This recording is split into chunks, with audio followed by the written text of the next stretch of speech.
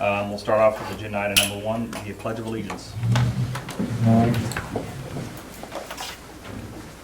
I pledge allegiance to the flag of the United States of America and to the republic for which it stands, one nation, under God, indivisible, with liberty and justice for all. And we'll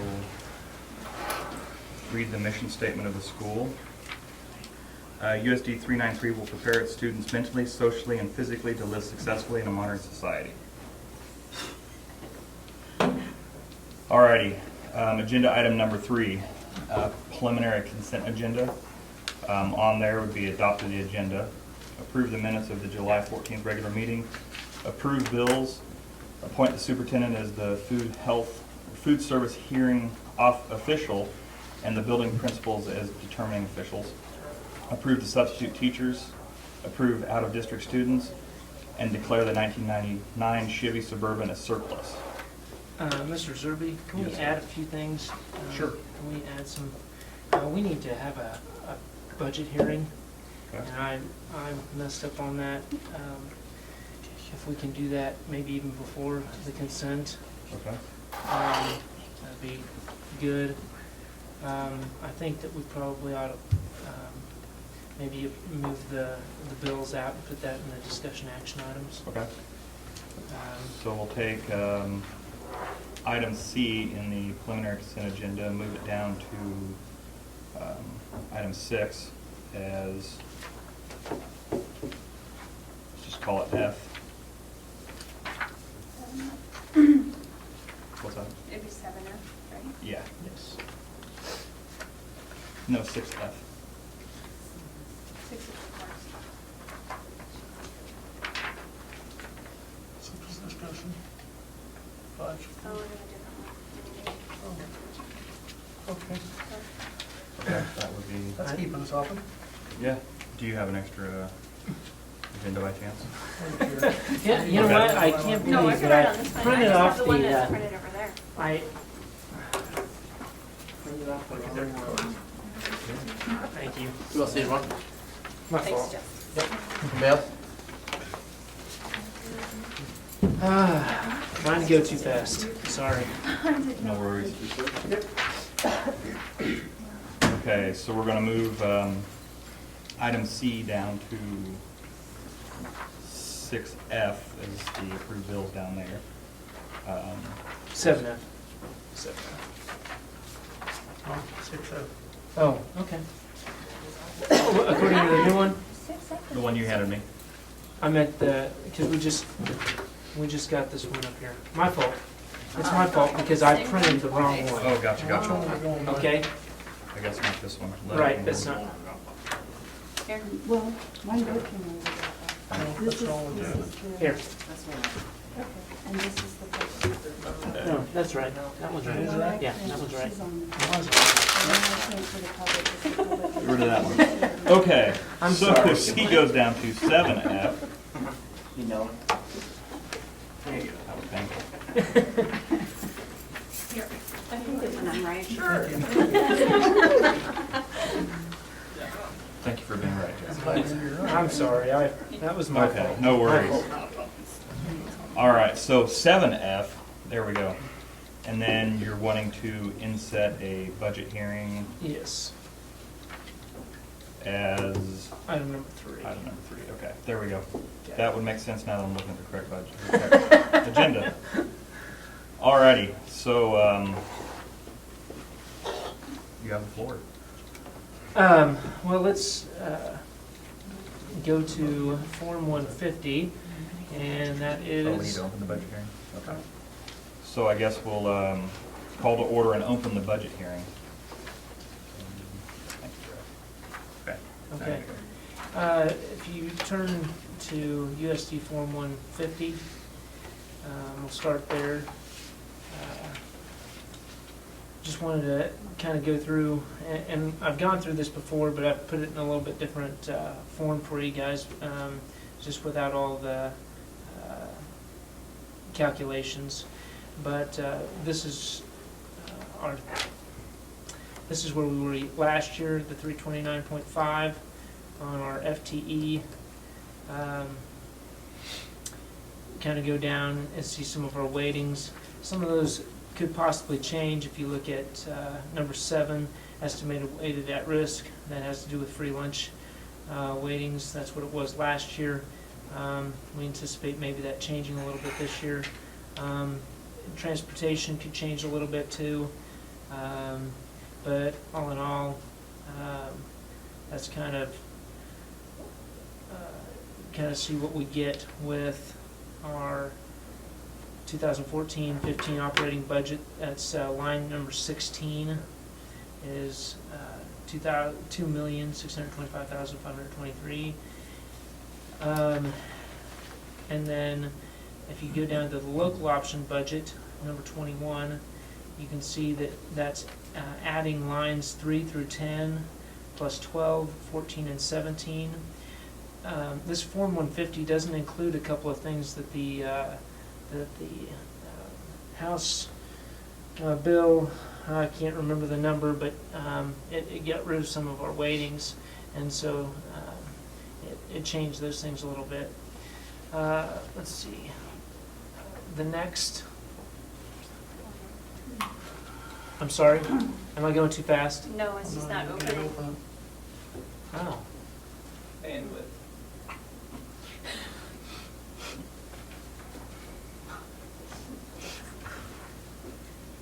Is there a reason why it won't open, Scott? It's not opening for everybody, or just? Can you guys open the one? Is for yours us? not open either? Yours? Two out of 7, it's not bad. Mine keeps thinking. Now, the other ones I assume probably over. I turned my internet on. Good internet. Well, if you haven't gone through yet, Open Safari, you get caught by our content filter. Oh, that, yeah, did I close that out? And then we gotta take the content filter out. That'd be fastest. Do we have Okay, to whatever's register? faster, Scott. We want fast. We want speed right now. Is the content filter the blue screen? Yeah, I got that earlier. No. Yeah. You gotta log into You that, have to log in Log into it? to the website. Do we have that login? I can give you mine. Ooh, that's against the Oops. rules. Yeah, I know. That's for our sure. logins is only log into our computers. We don't have And login. you don't have computers. It's not our email and our password. Can you log, you wanna, Should be on Now you shouldn't have a filter.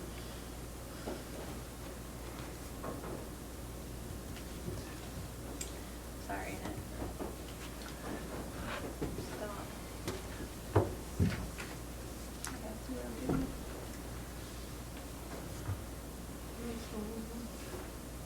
Technology like my man for community to home. Did you open it? No. It's the 20th. No, we don't need to.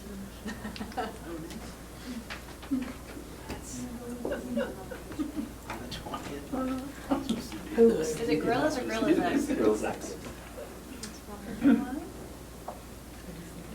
Mention that. That's right, because we have the camera. Oh, yeah. Yeah, there you go. Should set over here. I can go to. No, 20th. Not September. Are you looking at the right year? I think so. I don't think so. What year are you? There.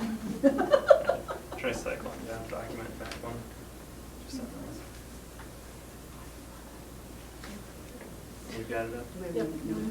How do I mark it? 29th, good. We just scheduled that for today.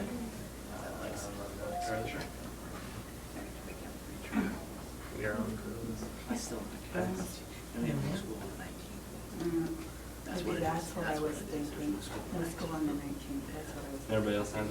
Because we had conferences. Mhm. You don't? I'm sorry. I spoke for Denise and I. That's what it was.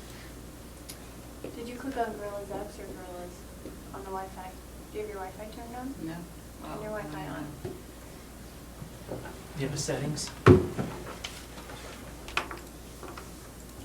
The security shows Did you up. hear that? They were talking about that when I first came tonight. Yeah. Tim, I should be totally black. Do you have it up, Chris? Yes, I do, thank you very much. You guys, I'm just saying. I know Cameron would be proud of her. I know. She's like, We have Actually, 6 Cameron's high taking schoolers, it they from could me probably sometime. figure out a way to get us around the Wi-Fi. Probably so. where are my 2-year-old? Actually, I would say. Around the, Just want to open a page and, sorry, you got it? All right. You come up. okay, are we ready? Okay, now you may proceed. Honestly, we really don't need to go through Form 150. We've been through there before. We can go back through it, but if you'll click on 3B.2, B.2, the notice of hearing, just kind of walk you through some of that. 2000, you can see the 2 previous years, 2012-13, 12 and 13 is the actual, 2013-14 is the actual, and then the proposed budget, you can see on the right. Starts off with general budget, and that's the, if you look way over to the right, top right corner, you see a 20.000. Okay, those are the 20 mills that the state requires us to have. Okay, so everybody has 20, starts as 20 mills. Okay, supplemental general, you can see how that has changed over the years based upon what we can. And have you guys been able to make it bigger so that you can see it? Okay. Supplemental general, or your LOB, you can see that how that's changed. Mills went up there in 2013-14 as we were paying off our bond just a little bit. That kind of tells you about what kind of money you can access with your mill rate. Okay, so you can see what we've proposed for 14-15. You'll also scroll down, just, well, not scroll, but what would it be? Down to capital outlay. Do you see capital outlay? Under, okay. Been at zeros the past, I don't know how many years, probably quite a few, but more than just those 2. Because I believe it was back in 2009 is when they quit matching capital outlay in any way. This year they'll match it at 24%. Okay, so right now, because our assessed valuations going up, would allow us without increasing the budget, and basically staying pretty level, even. We could put 6 mills towards capital outlay and help that depleting balance or decreasing balance. Obviously, we spent a lot of money this past year on getting things fixed, and so we kind of need to replenish that a little bit. And right there with 6 mills, that's what we expect to gain from that. Okay. Let's see. Where's our bond? Where's our bond bills? You can help me. 62. 62. Okay. I think I'm gonna decrease my screen so I can get there. Okay, 62. You can see where line 62, what our mill rates were there the past 2 years, and this next year, since we will pay off our bond, and so there's no more mills there. Okay, and so you come down, and on line 100, you can kind of see where we've been mill-wise and budget-wise. And 2014-15, we actually will gain more with about the same amount of mills. Do you see that as you kind of scroll across? Okay. So that's what we're proposing.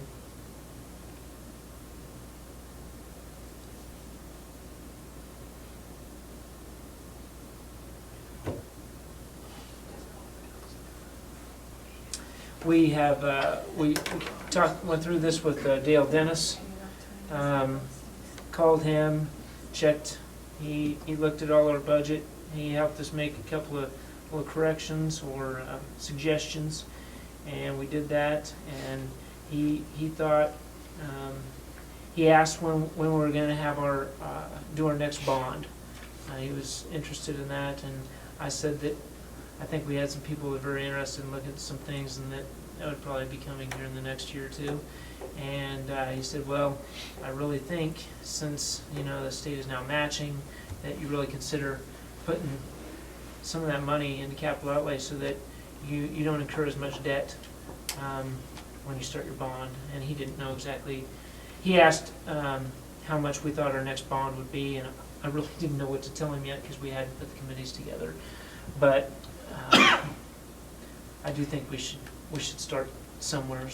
You know, and honestly, economy's turned around a little bit. Assessed valuation has gone up, so this is the time I think you take advantage. You don't ask for more taxes when, and we're not asking for more. It's basically staying even. But rather than when you're really hurting to ask for more, just kind of stay even keel, and when you can't save money, and that's kind of what we're proposing.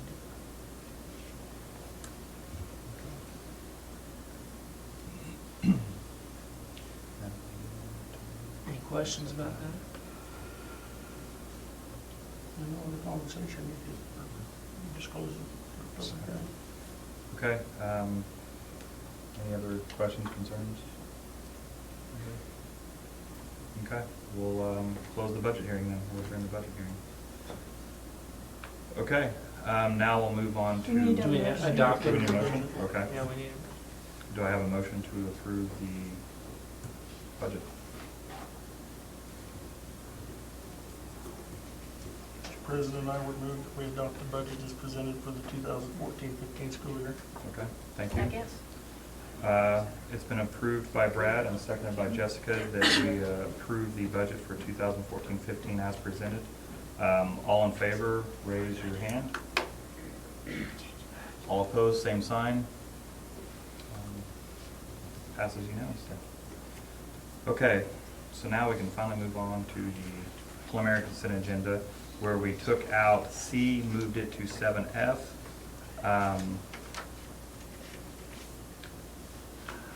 Do I have a motion to approve the preliminary consent agenda as amended? Mr. Boulder, you need to add 2 items, I believe. I'm sorry, I What two I items lost do we need? my spot, and I lost track. I'm sorry. Help me out. Approve the coaches and sponsors, Mm. and approve the public notice of values and property tax review.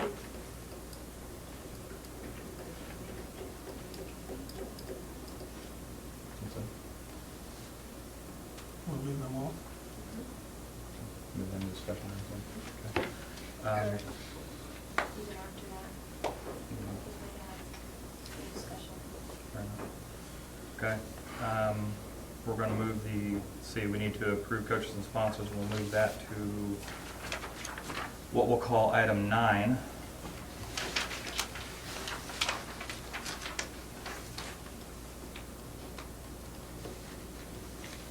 And then what was the other one, Deanne? Sorry, I missed that one. Approve the public notice of values property tax review. Okay. And we'll add that as H in the preliminary consent agenda.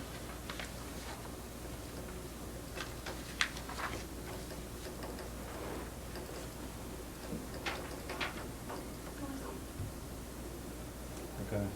That's a new form that the state added this year. Okay. Okay. Do I have a motion to approve the altered consent agenda? I'll make a motion to approve the altered consent agenda. Do I have a second? I'll second. Okay, it's been approved by Denise and seconded by Tally that we approve the amended agenda, consent agenda. All in favor, please raise your right hand. All opposed, same sign. Motion carries. Okay. Item number 5. I believe Ms. McMillan is here to talk about preschool. I am, however, I'm gonna turn over the floor to Natalie. Okay. Well, I think all probably know all of this, but Darcy Ryder, Loretta McMillan, and Natalie Wood, here on behalf of the preschool. You received a letter, right, from our preschool? Yeah, I did. Does anyone else have a copy, or just you? I can run down and get the copy, but. I have it here. You have this copy? Yeah, that was written on by Okay. kids and husband. Sorry. I can't find the original, so. Did I not put it Anyway, in? Okay. Okay. First of all, we want to say thank you for the use of the building on the school campus. That has been a terrific move. I believe we looked up, it was 2010 when we moved over here from the church. Our enrollment has increased. This year, I think we're at a record number of students. We have a very good teacher as part of it, but also the location is, a good deal of it. At the time we moved, it took a while to get approval from the school board, and I think one thing the superintendent at that time suggested to help ease the transition was to have a user fee that the preschool paid every month, which is $150, and then we pay $10 a month towards the phone that's shared with the after-school program. And so we pay $160 a month. We have, with our expanded enrollment, we have also expanded our requests for scholarships and families in need, and we do not want to turn any families away because we believe in the importance of the preschool education. We've heard the kindergarten teachers say they can tell the kids who've been through preschool and it helps so much. We've seen it in our own children, how it's helped. So we haven't raised tuition because we already have so many families that can't pay it as is. And then more and more ask for scholarships. I believe we're up to 18 families this year. And in the school district, the number. We kind of base our scholarships off reduced and free lunches, but we don't get funding to cover that. We just do it with fundraisers and donation requests around the community in the area. So we are asking, send a letter to Mr. Boulder and asked if by chance the school board would work with us and either withdraw that user fee, that $150 a month. We could still pay the $10 a month phone, or negotiate it in some way. We just think the more we just can't meet, their revenue doesn't cover our expenses, and it still won't by taking that away, but it'll get us closer, and we're going to keep fundraising and doing what we can, but any little bit would help. Just take some of the burden off us so we can keep doing what we need to do to have a quality educational start. So if you have any questions about anything, we're all here to answer them. I think that sums up what we typed. So. What's your current enrollment? Do you have morning and afternoon still, or do you just have morning? Or Yes, we have morning and afternoon in both the 3-year-old and 4-year-old class. We were up to 36 turned in, and there were 2 or 3 more forms still out this year that might be showing up by the first day of school. At the church, we never had more than 24, maybe one year we went over 24 enrollment, so we're pretty excited that it keeps going up. It has been consistently 30 or more since we moved here to the school, so that's been bigger space and more visibility. It's been great. I wasn't on the school board at the time, but I've talked to a couple of members that were, and it's my understanding that when this was negotiated, it was supposed to be a temporary thing until they found another location? It was a see how it goes and then go from there. But then we were told probably it wasn't going to be a problem, but boards change and, you never know.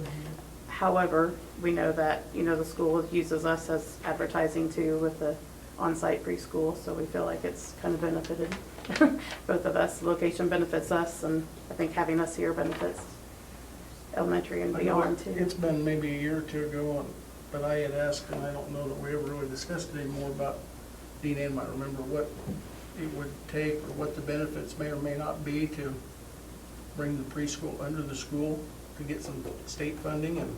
Well, we've discussed that off and on. The only way we would, and we could do that, the only state funding that we would get would be for children, 3 and 4-year-olds that are on an IEP. And that would be a .5 funding. Those children that are identified that would be receiving services, whether it be speech or just disabilities, whatever it Do might we be. get that currently? We do get that Yes. currently for those Yes. children, but some school districts have expanded and done more screening, and I think White City Hope did that several years ago, and then subsidized the rest of their preschool, but really expanded.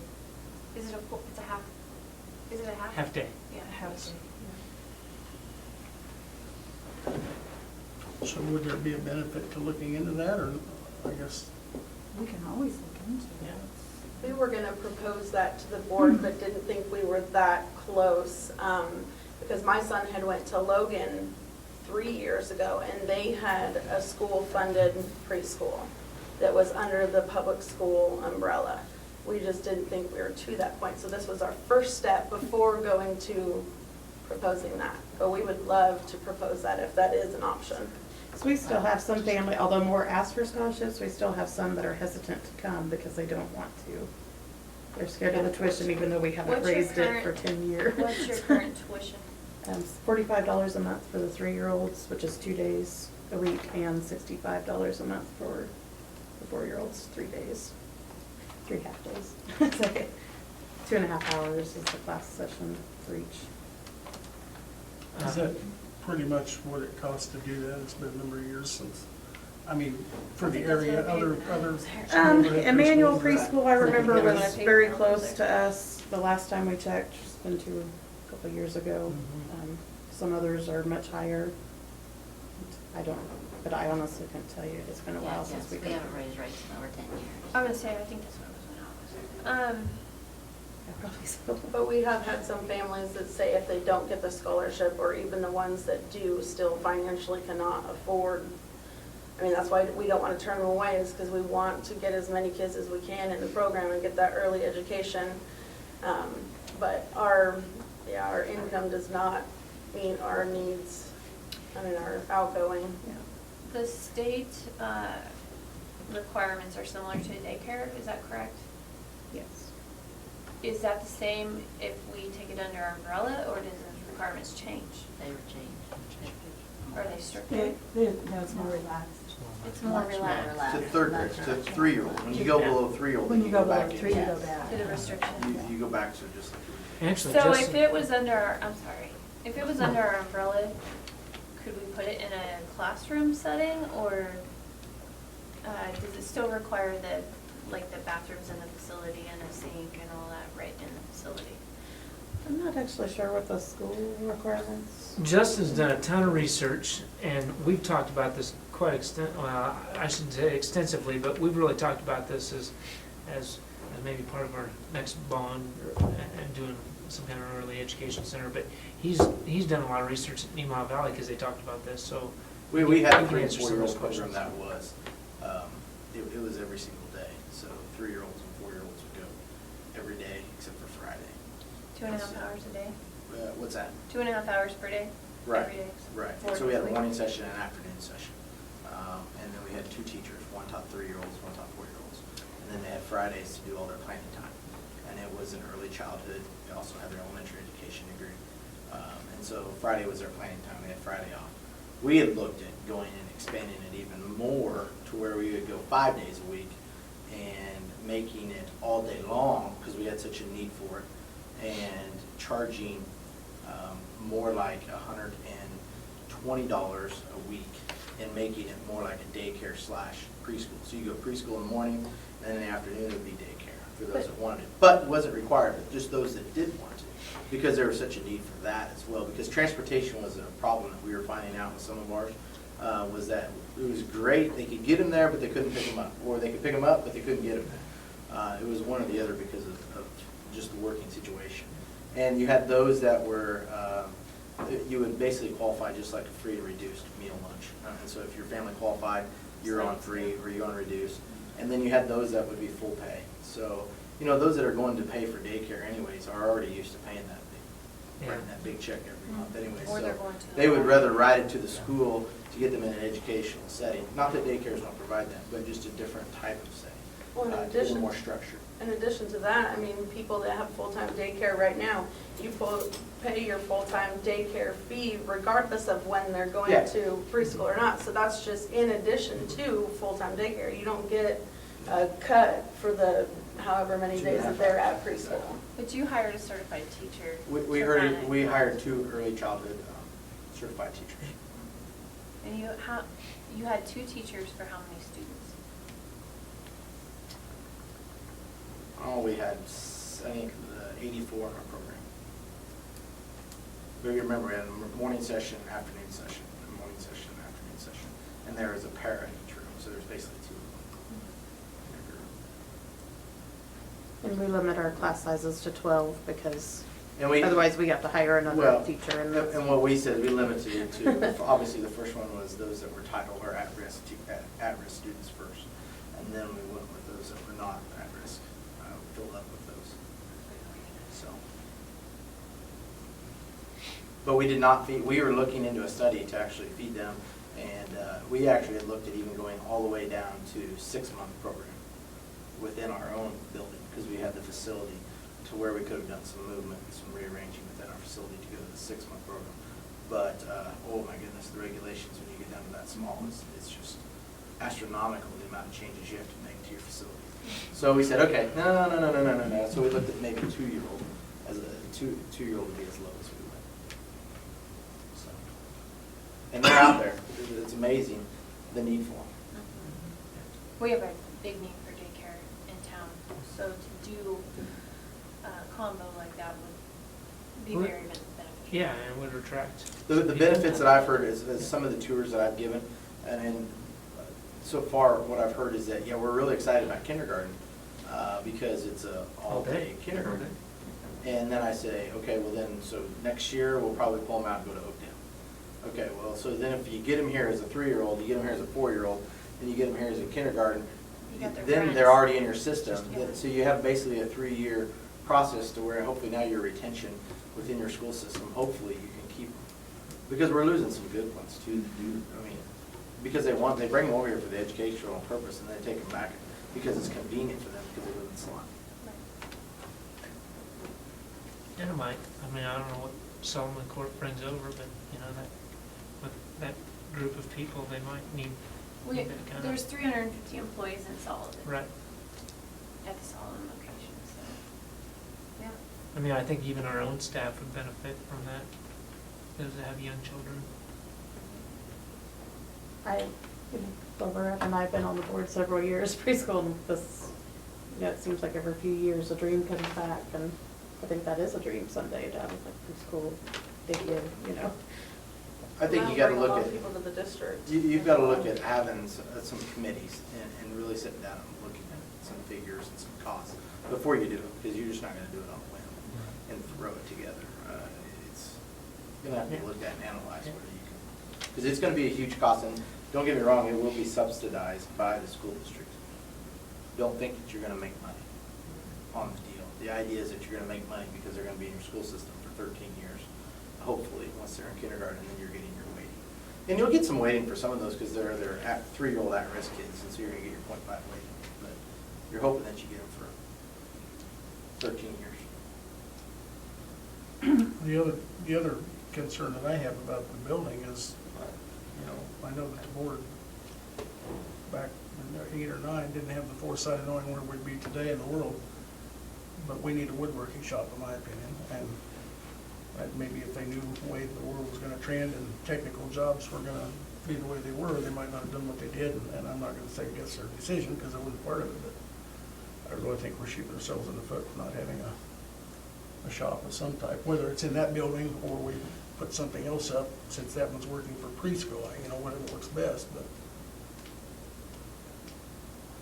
One thing that's worked well, I think, having parents as teacher on one side, and then they look over and see the preschoolers going on like, oh, you've got a preschool, and we encourage them kindergarten roundup, and we try to keep the cycle flowing to stay in Solomon. 36 is a good number, though. It's a real good number. And back to your It's a good question problem. about eventually moving, we had a savings account for the purpose years ago of hopefully buying our own building at some point, is my understanding. But roughly last year, we were around $3,000 to $4,000 short of meeting our bills. So that money that we had once hoped of getting our own building, we're not meeting, and so that's not exactly an option. And we used some to help pay when we moved in here, some of the They remodeling. chipped in considerable for the remodel when they moved in with carpet and bathroom remodel and a lot of repairs that needed to be done. So we expended a lot of their money that they put away at that time. We feel like we've tried to make it a partnership. We just could use some help. They're good neighbors. We love them. Alrighty. Thank you very much. Thank you. Is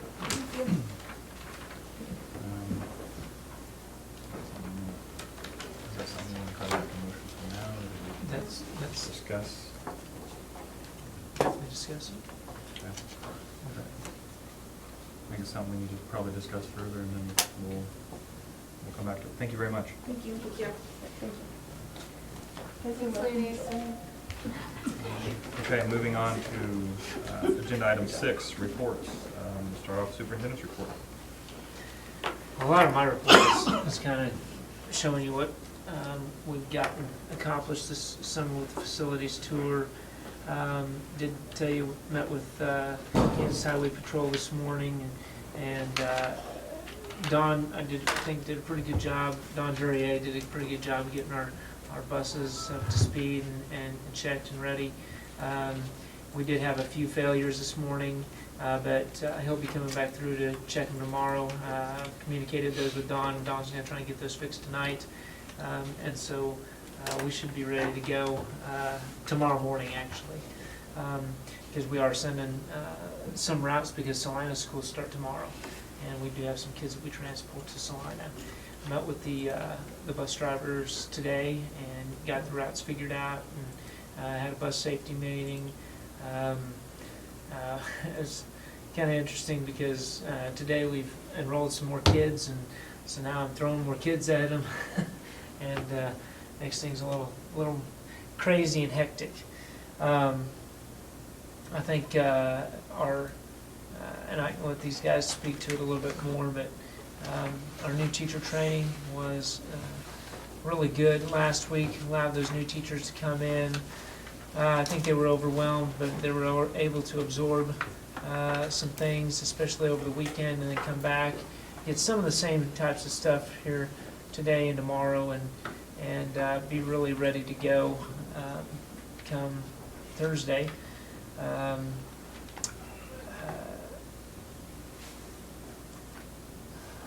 Let's see, what other things? Could talk about my, maybe John, well, we'll probably get John involved at some point. I'd like him to talk a little bit about some of the projects, even though we were toured, and maybe kind of what's going on with the house. Yeah. I had a list of summer projects, and I won't go through them all, but I think you see some of the major ones we've done. The middle school gym was painted and the floors redone, and we did that underground storage tank that was removed, didn't have any contamination. That worked out well. Some of the foundation of being, we're about done in the elementary, ceiling around the foundation. That was done. Parking lot The big concrete job out in front. Mr. Bolger asked me to explain that bid a little bit to you, Brule versus L&S. I got 3 bids actually on that and talked to a couple other people. Actually, Brule's bid was a smidgen higher than L&S on the original bid. It was $5,928.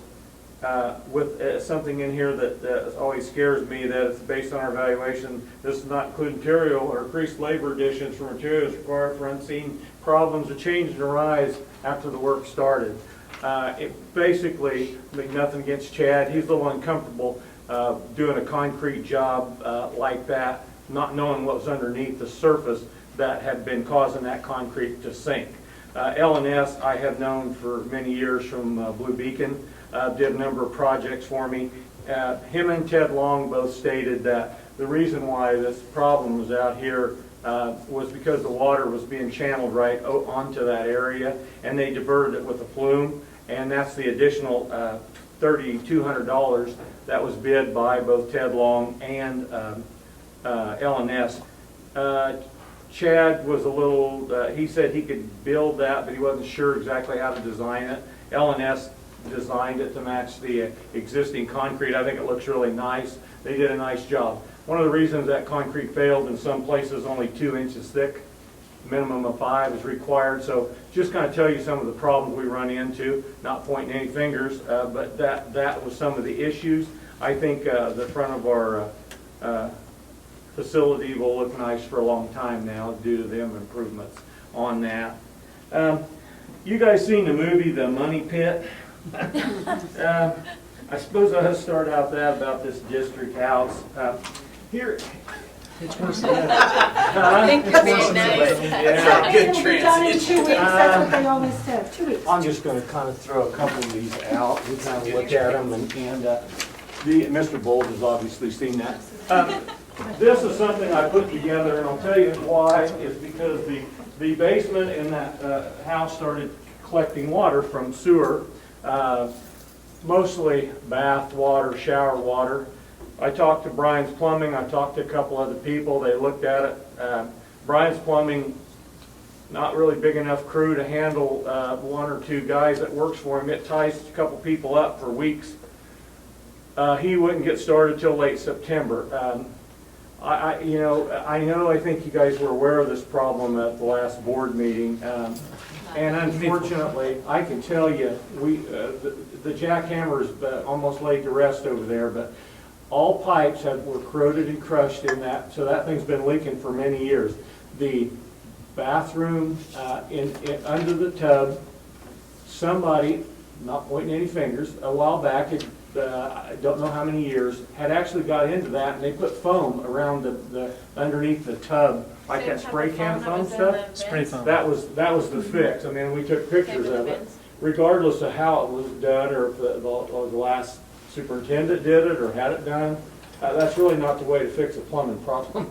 That old cast tub had to be, well, they took it apart with a chisel and it had to be dug out. But every plumbing line underneath the shower, underneath the bathtub, and the toilet on that side was corroded and broke.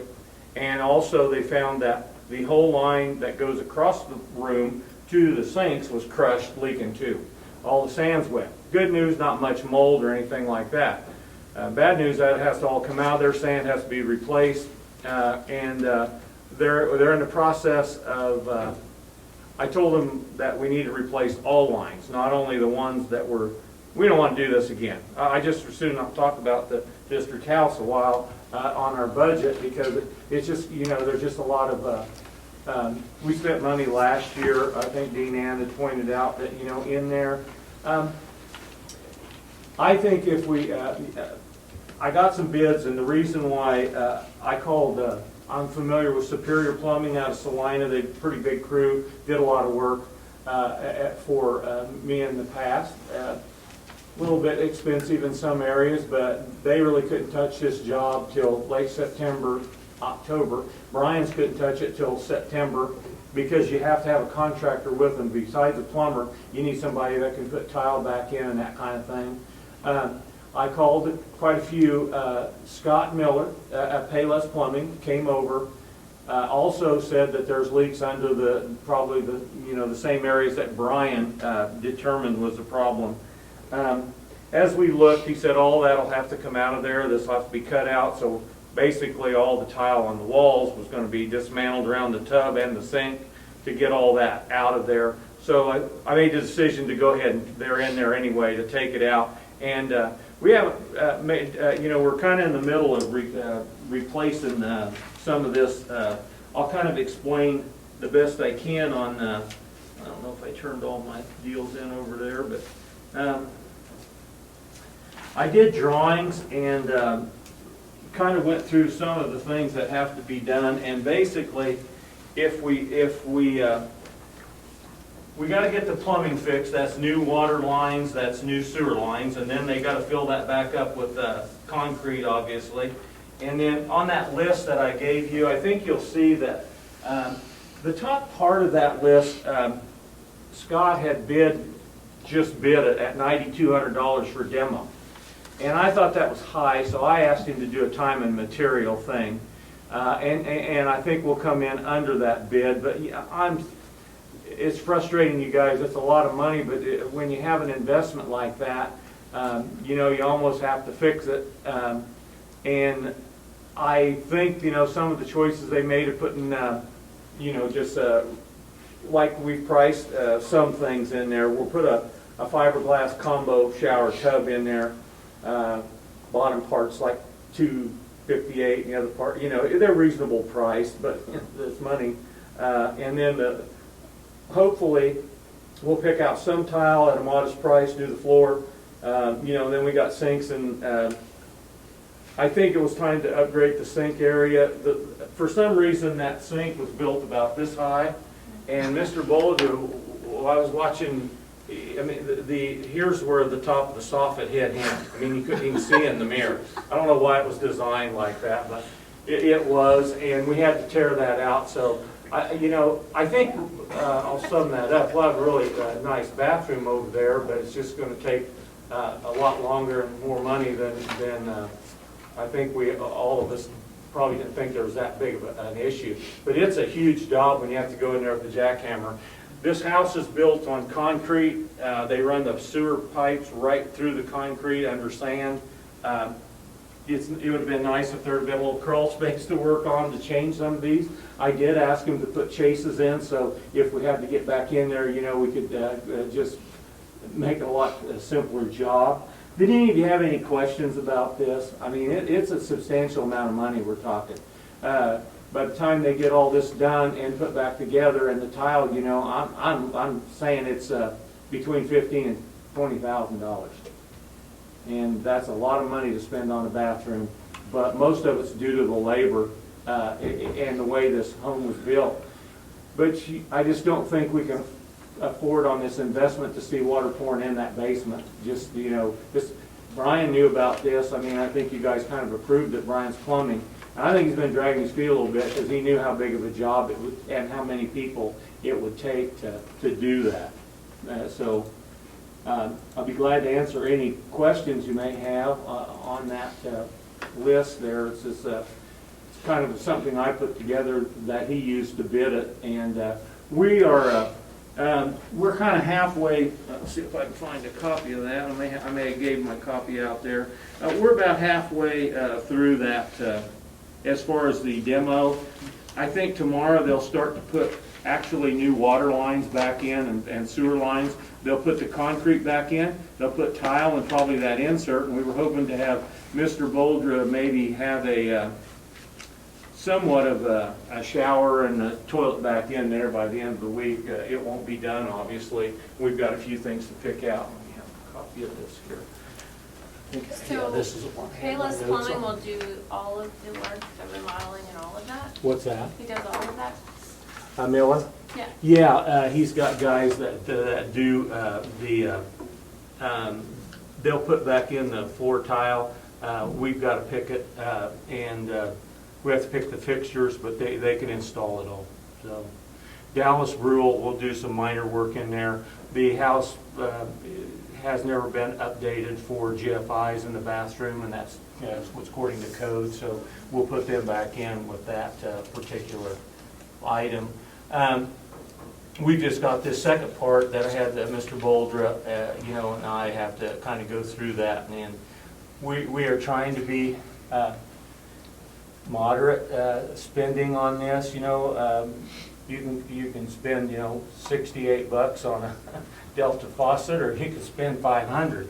And I think if you know the plumbing rates in between there, I think I was trying to go somewhere that we have some quality that we won't really have to talk about this conversation, hopefully, in that area. The district house, you guys, is as we got done with all the last year's project, if you're kind of aware of them, I've been involved in many of these maintenance issues. The new roof, new screens, new gutters, new fascia for the gutters. All the wood was rotten. Outside of the house has all been trimmed, painted all blue. New garage doors, new fireplace, gas logs. We put a privacy fence. We removed the bushes. We did minor landscaping from the overgrowth over the years. The land has been treated. Some of the grass has been replanted. We fixed some minor things on the outside. We've had some electrical issues. We've also had some dead trees removed. We've had stumps removed. So we had to, like I said, we had to have some new wiring on the garage doors because they were outdated, but had a few issues with shingles blowing off. Them were all under warranty, by the way, so that part, that has all been accomplished, and then we're kind of working on this bathroom thing, and hopefully that'll be done. The summer projects, did you guys have, I'm kind of down to a couple, really. I won't go through the list. We got bleachers over there that need to be repainted at the football stadium. The visitors are in pretty bad shape. We got some work to do. Got some bids. We did get, like I said, the gym done. Moss did an outstanding job on the work they've done here. I've been very pleased with them. They're timely. They got the elementary school ceiling done, which looked really nice. They did really good work on that. We have some expenses that we talked about carpet. I've got some other repairs that are kind of, a few thousand here and there that I think we can hold off on until you guys kind of go through the budgets and things. I thank you this year for all the things that you have let us do. I think the school grounds, I think so many things have been fixed. I think it looks much better. I've got some ideas on tile that rather than trying to replace a whole bunch, I think I'm just going to go with some of the red and the green tile and make it look like a pattern so we don't have to replace the whole thing. So over this year, I'd like to get, for a few dollars, kind of get rid of that bad tile you see where it doesn't. Down in the middle school, we tried to replace the exact same tile with the old tile, and you can tell it's two different colors, but it's the exact same tile. And dummy here, I should have thought about it. Down at the other end, we have red and green tile, that for that new addition. If I just put a red and a green there, you guys wouldn't have noticed that transition, and it kind of blended. So, I can do that in the high school, and I think we can save us a lot of money doing that instead of having to try to do a whole section like, we kind of talked about.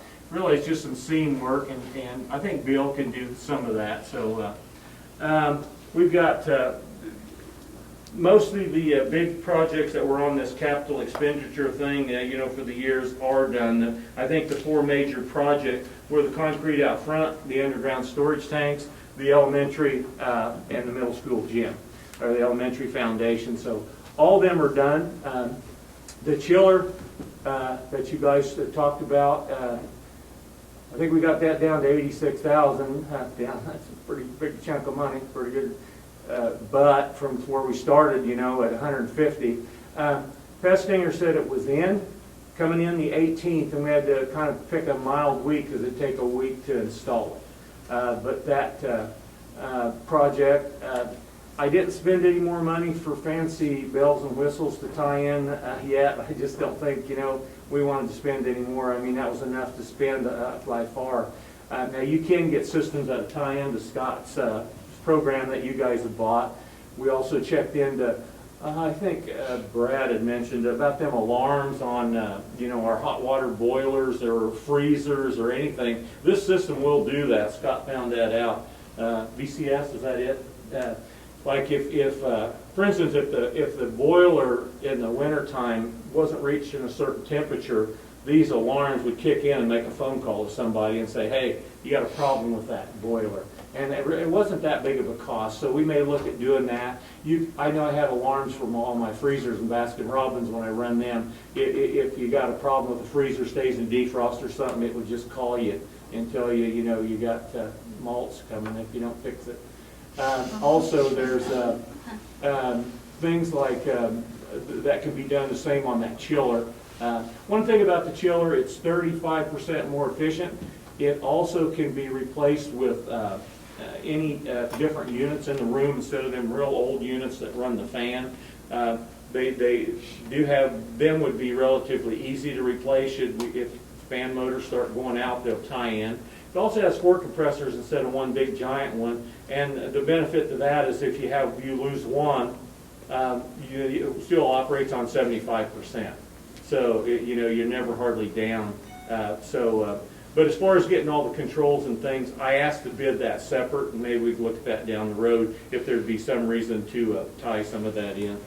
Any questions on this stuff? I'm trying to answer them. In the bathroom, did we take out that the concrete that was a shower? Yeah. That's all Yeah.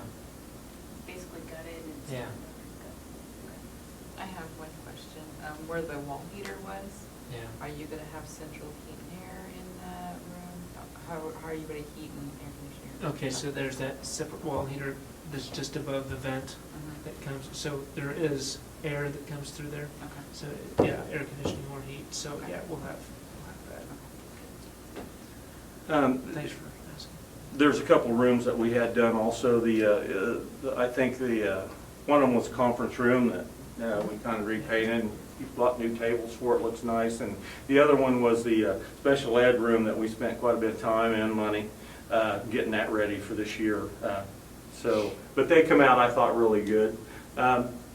Don't really, other than that, my list is still pretty long, but I think it's not such big ticket items this year that I see, more smaller things. But please feel free to holler at me anytime to explain any of these things. I mean, I'd be happy to come to the board meetings more if you got questions, or email me. Here to help. So that's all for me, unless you got some other things. Thank you, Jim. Any questions on that? Maybe? Yeah. That'll conclude my report. All right, thank you very much, guys. We'll move to the K through 5 principal report. I think you have that in your Dropbox there. Won't be as long as that one, by the way. Yeah, I know, sorry about that. It's slacking a little bit. You can see enrollment, kindergarten is at 29 students, which is great because I think we were projecting 20.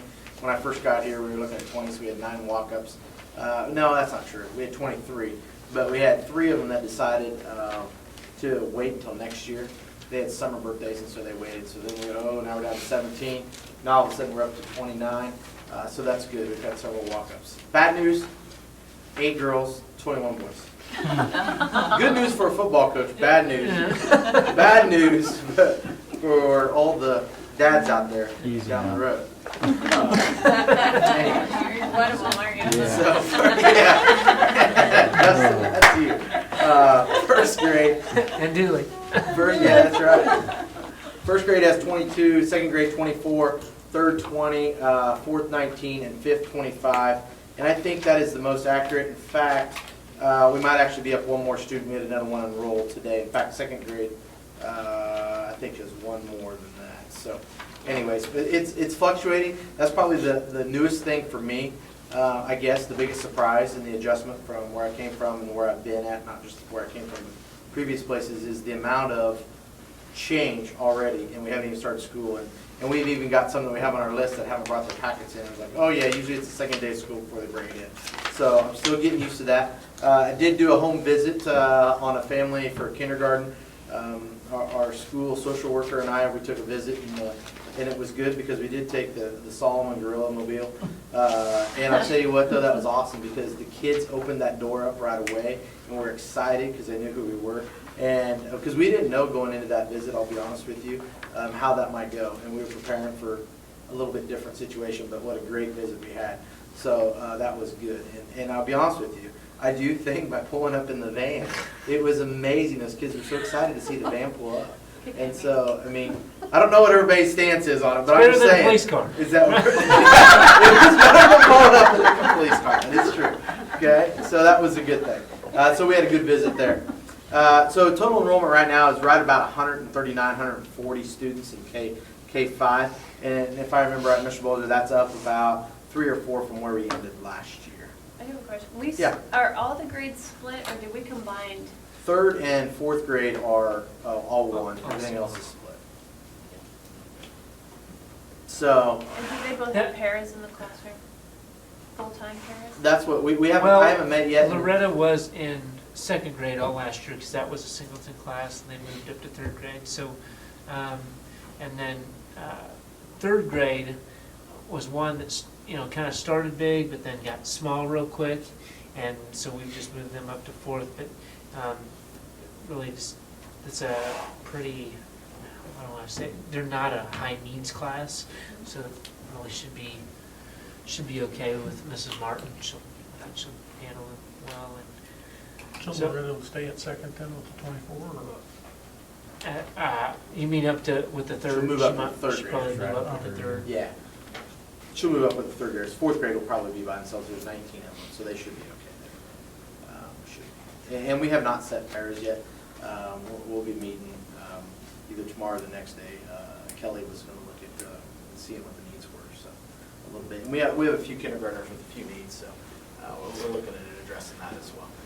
And so when we made the splits, we tried to make it to where you don't want to, with your at-risk and your higher needs kids, you don't want to throw them all into one classroom. That's not fair to anyone. Not fair to those kids, not fair to the teacher, not fair to any student.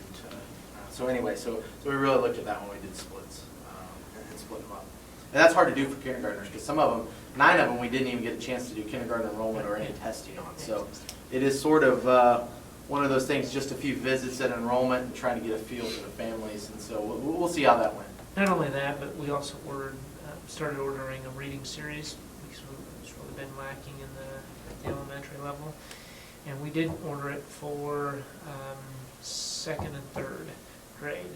We've got K4 and 5, right? Yep. K3, 4, I'm sorry, didn't get it for 1st and 2nd. 1st and 2nd. K3, 4, and 5 is what we got it for.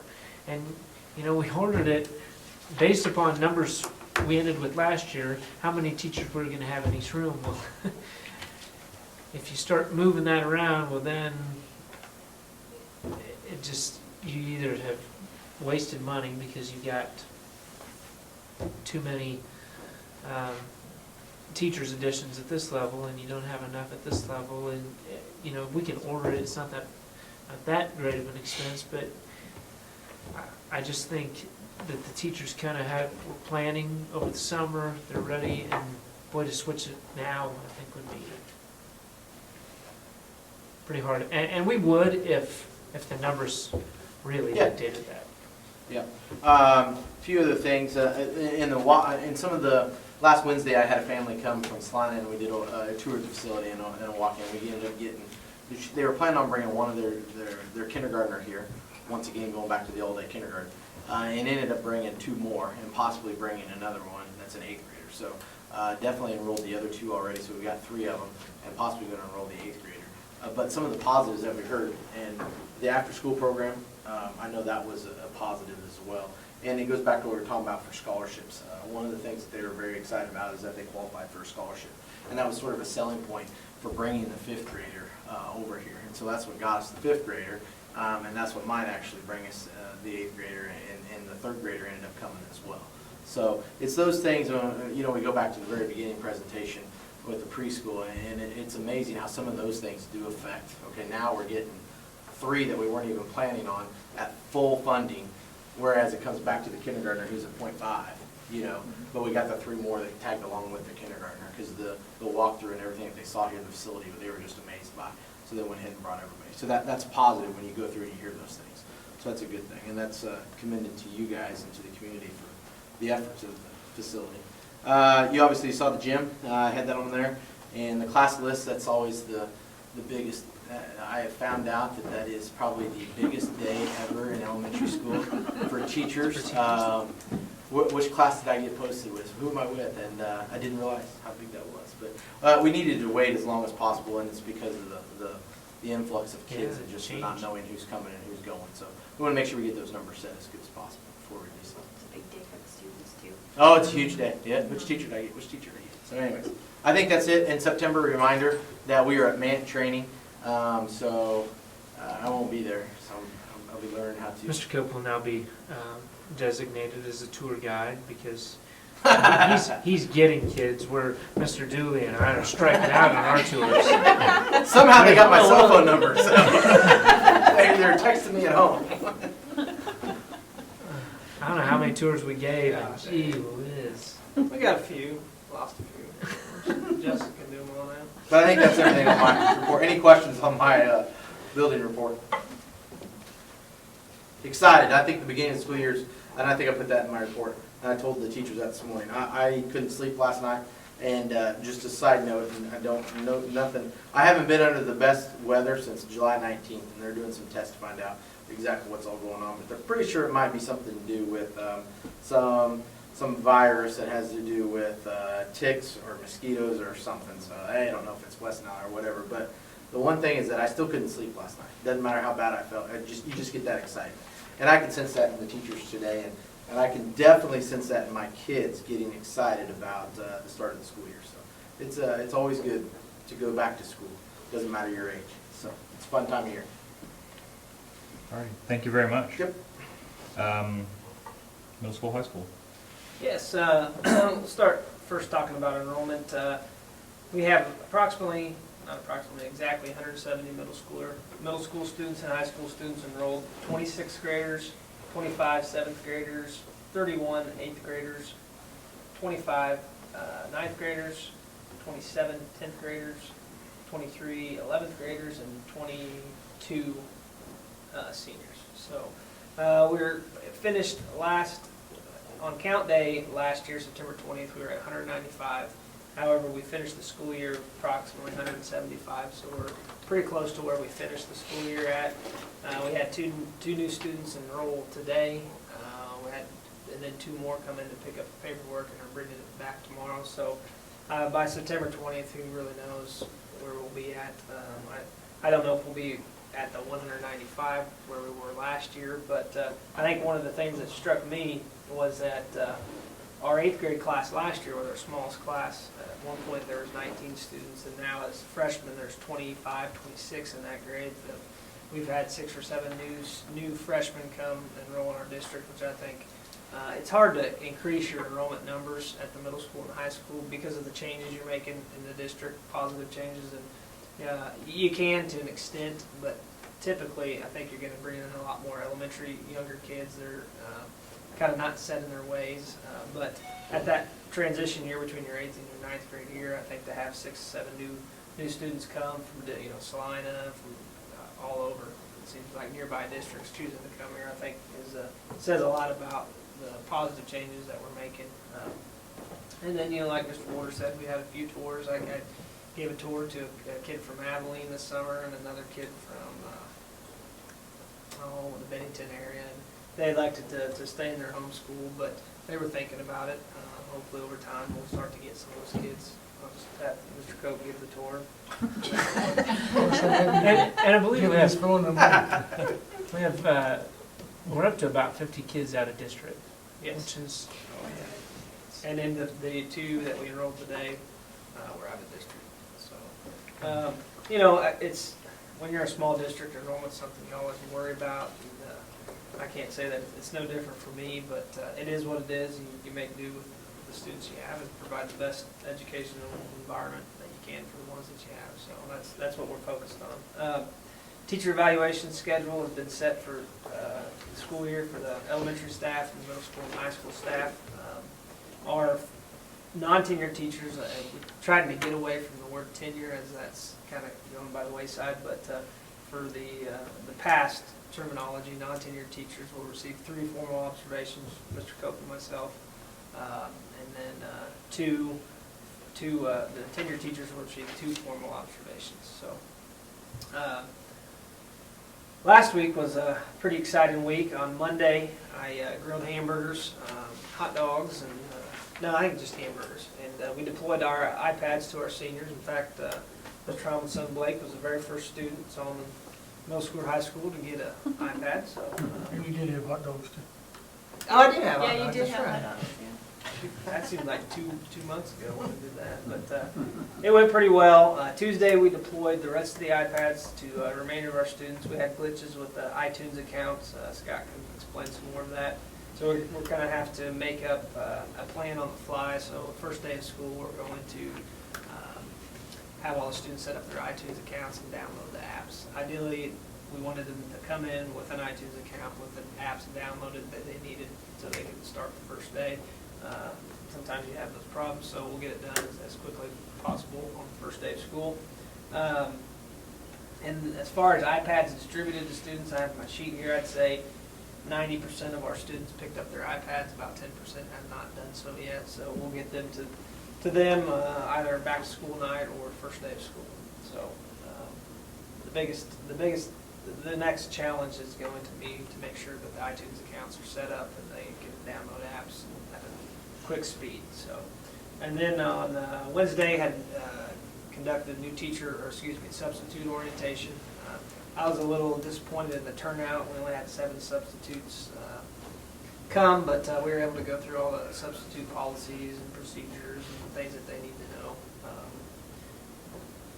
Did pick up a new substitute. I added him to the list, so I guess it was worth its while.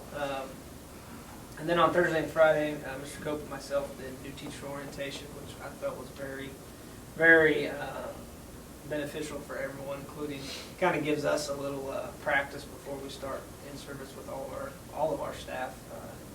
Actually, we begin that tomorrow, but important policies, and I asked them a few times throughout, is this information that you need? And they all agreed that it was. So we covered evaluation. We had our Mrs. Bielen came in and talked about special ed. Ms. Ediger came in and spoke about our SIT process, student improvement team process. So it was very beneficial for them, and I think they're a little nervous, a little excited. I remember that first teaching job, you get a little nervous. You guys talked about Power School too, right? We talked about Power School, setting up accounts, and Ton of stuff. everything. Professional development, you have to insert your hours and points. The biggest one, of course, was spent on evaluation. Yeah, I spent a lot of time. Because there's a lot of requirements for everybody involved in the process for evaluation. Yeah. It's nice to have it electronic, I will say that. District website, fortunately Scott let me know how to work it, so I've been adding things right and left. If there's anything that you feel that you want on there, let me know. I think I've got it pretty well. Not mastered, but I can add stuff with a little tinkering. So if there's something you need, something you think's important, we added preschool Facebook page, so you can just click on preschool and it goes to their Facebook page. We did that. My wife did PTO, so we click on it because of the PTO Facebook page. So all the staff forms they need are all online. All their evaluation information they need is online. They're on our website. And they just one spot and just go to it. So it's getting there. I did put the out-of-district students that we have in our high school in the Dropbox. Also put the substitute teachers that we utilize at the middle school and the high school level. There's quite a bit of sub-teachers that will prefer only to be at elementary or prefer only to be at the middle school and high school. So,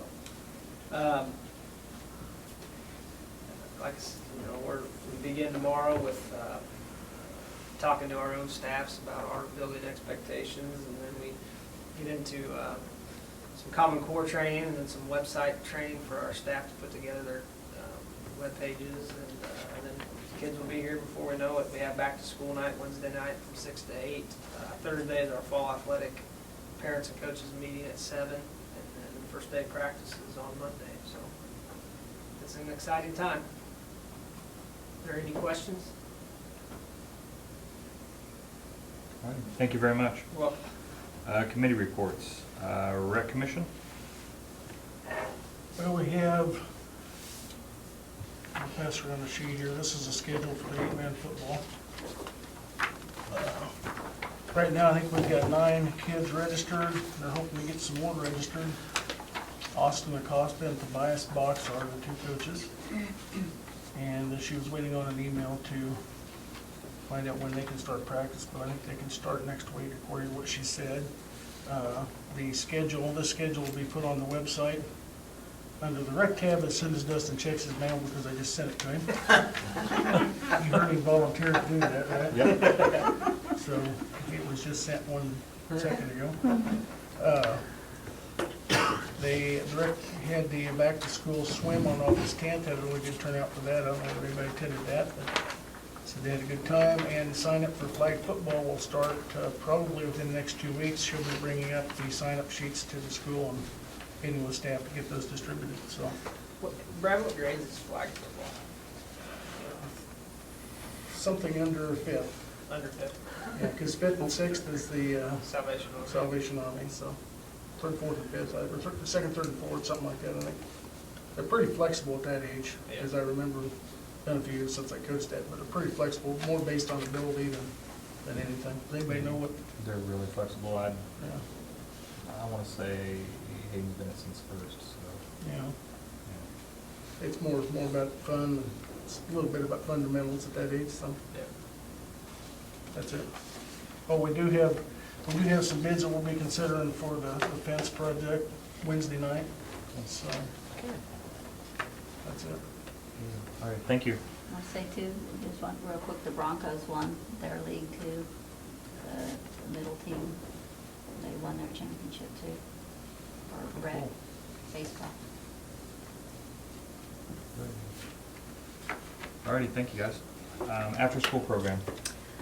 We have 23 students already enrolled, which is a record for us.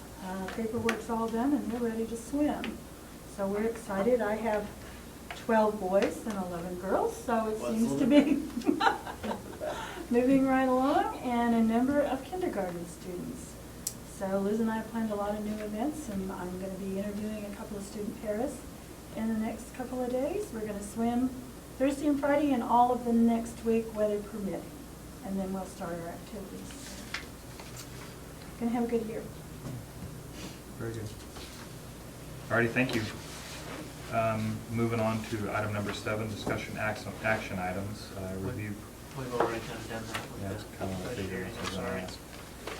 So since we've already discussed A, we'll kind of move on to B, security camera installation update and demo. We kind of covered all that with the walkthrough. Or is there anything more?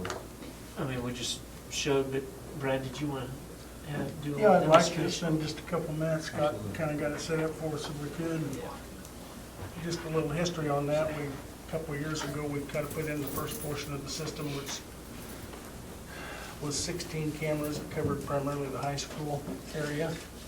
And since then, we talked several months ago, we were upgrading and we purchased the hardware to do that. And since then, between Scott and myself, Justin, Lloyd Wharton, and Wade Walker, we spent a couple of days up here, long days, at least for me, doing a lot of work, which ultimately saved us probably about, I'm gonna guess, $5,000 to $6,000 in labor to install the cameras. And currently we have a total of 41 cameras. And we've, essentially our goal was to cover all the entrances and exits so that, and the common areas throughout the facility, so that if we do have an incident or if there is a problem, you can go back and see what happened with some ease. Keep in mind that cameras like this are for security and safety, also for protection from liability and other factors, so, and probably more so for liability issues than anything on a daily basis. If you have an issue, you can go back and tell exactly what happened and get to the truth of the matter, as opposed to taking word from a couple people that kids may have different stories, or unfortunately, some cases, parents that may have different stories. I'm just impressed by the clarity. The second set of cameras we put in are closer to, 1080p is HD standard. These are 960p cameras. First ones would have been about half that.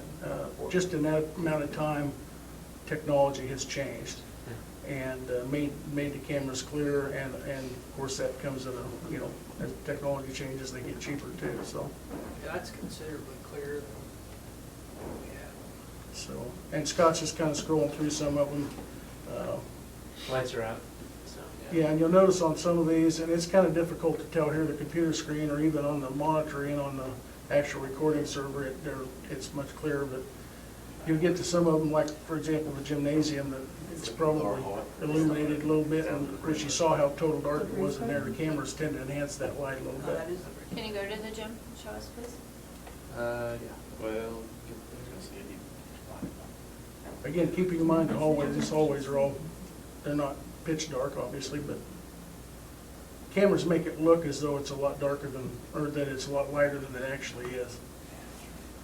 And some of the newer cameras that we just installed are infrared cameras, so they actually illuminate the room in total darkness. So if you Now, walk through that where's room, that at? That's looking back towards the server room down. To the server room, Yeah. okay. if you walk through that room, it'll be totally dark to the naked eye, but the camera itself lights it up. We haven't got to any of those yet. This is the old system. That's looking towards the art room, in that lower hallway.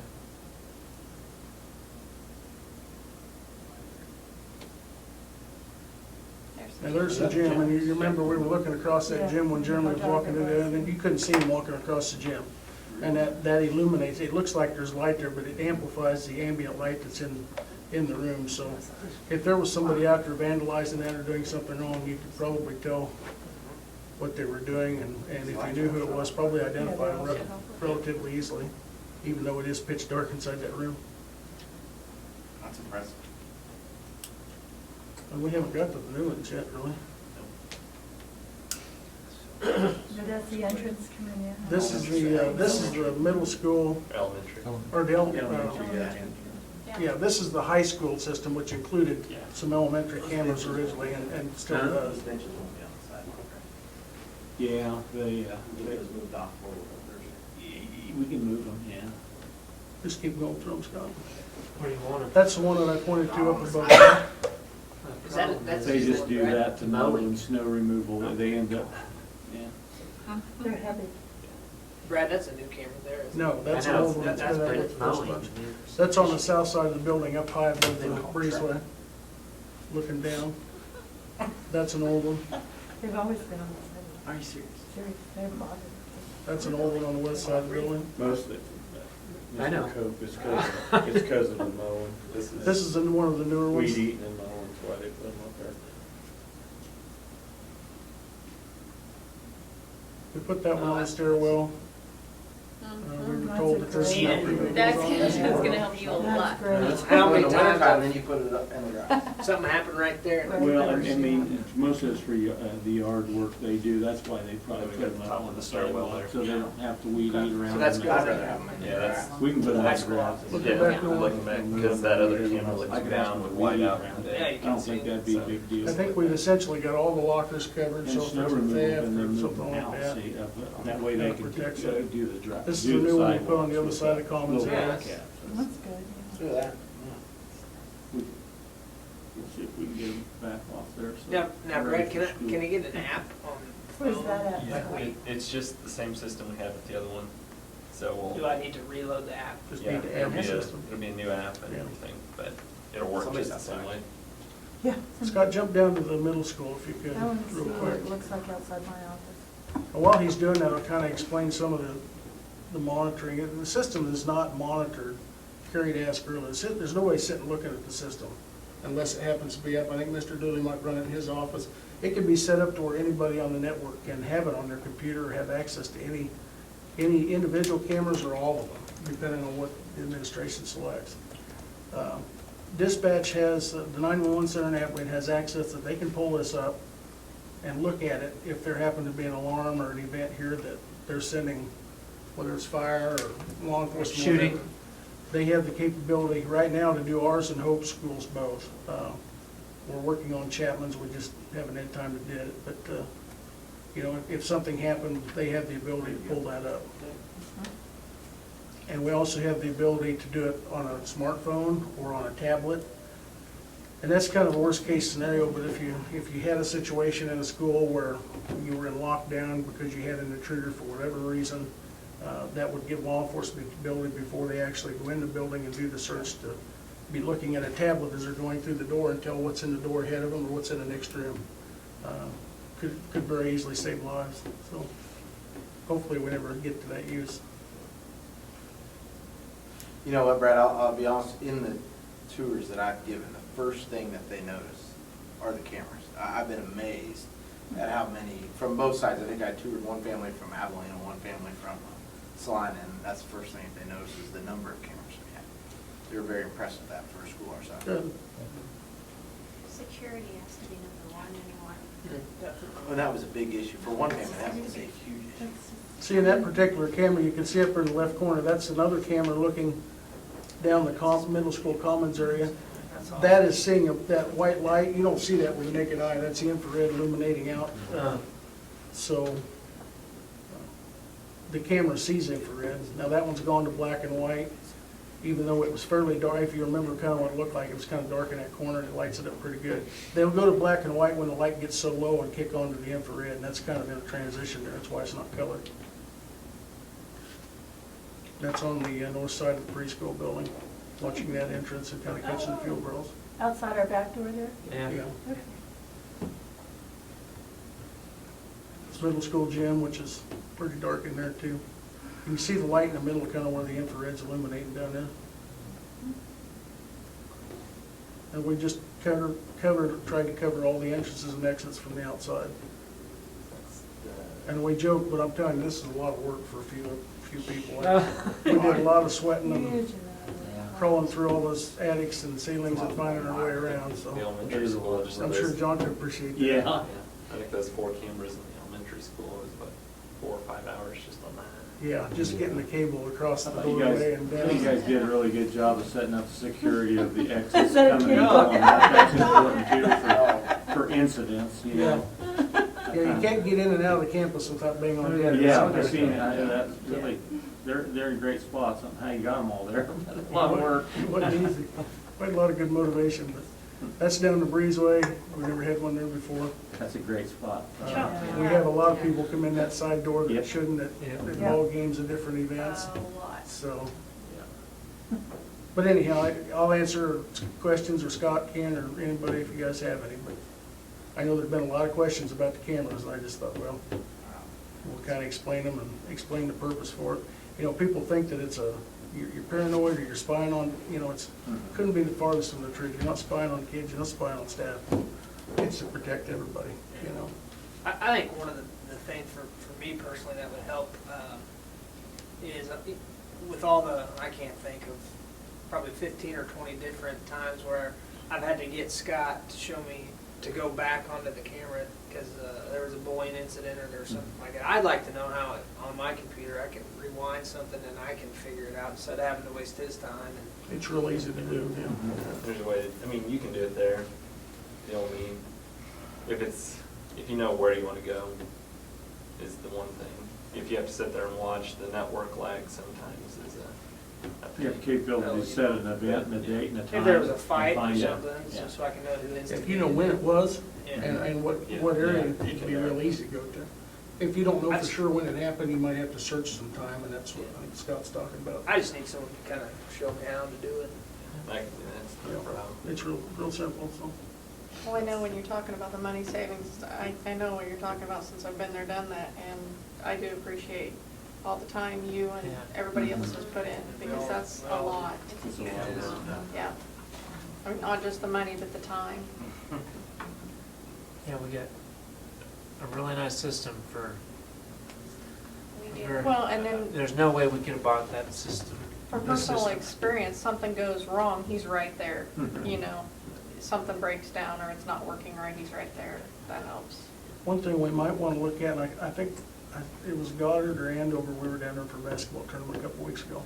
And I noticed they had some signs as you entered the parking lot and said, you know, I forget whether it was caution or something, but surveillance cameras in use. And I think that's for the person that maybe has some ulterior motive, that whether it's an estranged parent or a burglar or a vandal or something that pulls in, might see those signs and might turn them away. That's the incident that you don't know that you prevented because it never happened, you know? Yeah. But it might be a good idea to You look get into some something like signs. that. Yep, get some And signs. just let people know that right up front at the parking lot, that, you know, you want to do something here, we're going to know who it is. That's all I got. Big project, thank you. for Yeah, that. thank you, Brad. I appreciate the help of the ones that helped. Scott and I could never finish it ourselves. It was welcome to have the guys help us here the last couple of times. And we still do have the 2 cameras left. Yeah, 2 But, minutes. Yeah, we've got to cover one back by the art room, and then we'll put one at the other end of the long hallway downstairs. I think, so, yeah, we will see. Nice Those will job. be a cakewalk after everything we did yesterday. Yeah. Yeah. I didn't think I lost 10 pounds so yesterday, that didn't make that one. We sweat enough in here. And we had Lloyd Wharton down in the crevice and blank wall between the elementary entrance and stuff there. I didn't think for a while he was gonna come out. Now, we did find out a couple of useful facts. He could see a little bit of daylight between the 2 buildings and the seals, so we might want to Yeah. fix that. But, Okay. um, I've got some windows that are like that are way up high. We're gonna have to figure out how to get up there with some caulk and then finish them. Yeah, if you make it down that cubby hole, I'm surprised he's able to make it back out. Alrighty, thank you very much. Thank you, Brad. Do we want to cover the enrollment numbers? Or We really already have, covered that they've quite a got, bit? they've gone over them, so I Okay. don't, those, we really need to talk about it. Okay, then item 7D, something we've had a lot of questions about from several different entities, was how the state powerlifting meet revenue was distributed. Is it like the normal events where, you know, it goes back into the general fund and spread out across all of them? We were kind of under the assumption that's going back to just them. Is that correct? I'm gonna let Mr. Dooley speak to that a little bit. The money that's generated, the revenue that's generated from the 2A powerlifting meet, does that all go into a weight? Currently, in the weightlifting? past practice, since we've started hosting the powerlifting meet, is that it all has gone into the weightlifting account. And I'm, you know, 100% fine with divvying it up among all the different athletics. Although I think one of the big things is if an organization, if it gets divvied up into organizations, I really do think the organization, say men's basketball, I think they should be, the coach should be there helping with the powerlifting meet. I think Right. that should be one of the requirements. But I'd be 100% fine with that. Okay. I think not only that, but, you know, yeah, you need some, because most of it is volunteer, correct? Yeah, I did it last year. A lot of parents, some kids help. You gotta have squat judges, bench judges, league judges, hospitality workers. And I was a I'm little. pretty sure the Booster Club puts on the hospitality, or it I has. think so. I was a every year. little disappointed with the amount of our staff members Yeah. at the high school level, and the middle school level that helped. So I think that needs to be one of the criteria, that if your sport or wants a portion of that money, then you need to get your coaches there and help. And athletes. Yeah, and the Yeah. athletes. As far as The athletes should be weightlifting competing. equipment, are we equipped okay? Is there anything that needs upgraded there? No, you know, really, not really. We bought, tended to buy some new benches, some newer places for the kids to bench press, some newer mats. As far as the equipment, you know, for all the kids and stuff we had there, it went fine. I was really pleased with how well it went off. They spent some time the day before, the kids would do, moving all the equipment down. The only, you know, I'm attest to this, the only problems we had was hitting a couple walls with some of the equipment, but Scratching it out. other, For about 100 feet. Yeah, that wasn't something I pointed out on the facilities tour, but that's all been repainted and. and it's a good profit for our, It is a big event. it's huge. Scott streams it out to that TV out there, and, or no, what do you put out there? That would be the results. The results The out there. results. But as far as equipment wise, we're pretty well stocked. I couldn't have, nothing comes to the top of my head where we ran out of a plate here or a plate there or anything like that, so. And kids rotate through pretty quickly. Are we scheduled to host that again next year, or is it? It's too on early? the calendar. Tim added it to the our request form for calendar events. Well, I know Tim works really hard on it, and it goes well every year as far as I know, and The only thing I kind of worry about is if we're borderline, we could be 1A, which would be difficult to host the 2A powerlifting meet when you're 1A. So that would be the only way. Could switch with Central Plains. Central Plains hosts they host the 8-man powerlifting meet. It's their 2A. Could just flip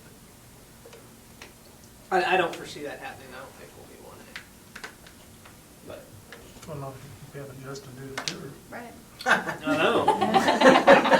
And last year, 100 was the cutoff. 100 kids in your 9th or 12th grade. If you were below 100, you were 1A. Right now, we're at 97. 4 more. Yeah, we have 4 more, so we're right at that mark. So, and like I said, you never know what happens. At what time do they take that number? September 20. Is that on count day too? Count day 2. And then do you immediately drop to 1A, or is it the following year? No, you'll immediately You'll drop. be- So it'll be volleyball, basketball, track. But football's on the team. Football's already set. We're all, I mean, we're not going to drop to Division II or Division II in football. It's 54. But that would be good for this year. Yeah, I mean, if we're 1A at I mean, that point, would, not good, I'm sorry. It would take place this year. So, yeah, we'd be 1A basketball, Yeah. volleyball. How would that affect our league games? Because we'd switch. It wouldn't affect our league at all, it'd affect our sub-state. just your sub-state. Okay. Which we applied to host basketball and volleyball. Obviously last year we hosted basketball, hopefully we can do it again. We've applied for volleyball, so it's kind of depends on if they choose us or not. I think I'd let you know too, but the Booster Club is locked in the February and March dates for their tournaments again next year. I've put that on the Yeah, district calendar. so we've got really nice facilities and people like coming in. So. I don't know, Brad, that if I know I put it on our district Google calendar. I don't know if I put it on our website calendar or not. I'll check on that. I think I did though. Actually, by next board meeting, we should have our bus.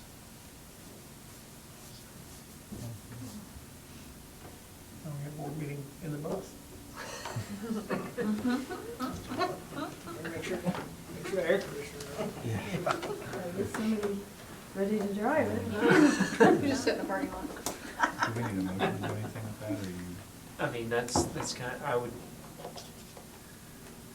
here's, the reason it's on there is because that I was under the understanding at one time when this was agreed to do, that those funds were put into that particular weightlifting account, or that, I don't really know the It's history. just it's always been that way. Whatever funds, it was just put in a weightlifting account.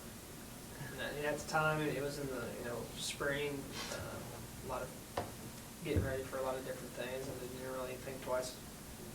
Something done without. was Well, this really, Mr. Cross didn't start this. Fred Van Rankin's the one that started the power lift. And so, and Fred's the one that started the team, started hosting, and Tim inherited this. So it's always been done this way. Do we have a athletic capital improvement fund? Or an athletic fund, We have an generic athletic fund, that if there's something came up, whether it was a new scoreboard for the football field or something that we needed on the spur of the moment, that we'd want to put some of that extra revenue away in that could go for any athletics as opposed to dividing it up for. But really, it's, Isn't that what the general athletic fund is? yeah. Not for capital improvement. What? Right, it's really supposed to be for Operating. students, and students Students. really need, really on that form, we should have something where a student of that particular organization signs off and says, yeah, that we agree that this is the way we want to spend our money.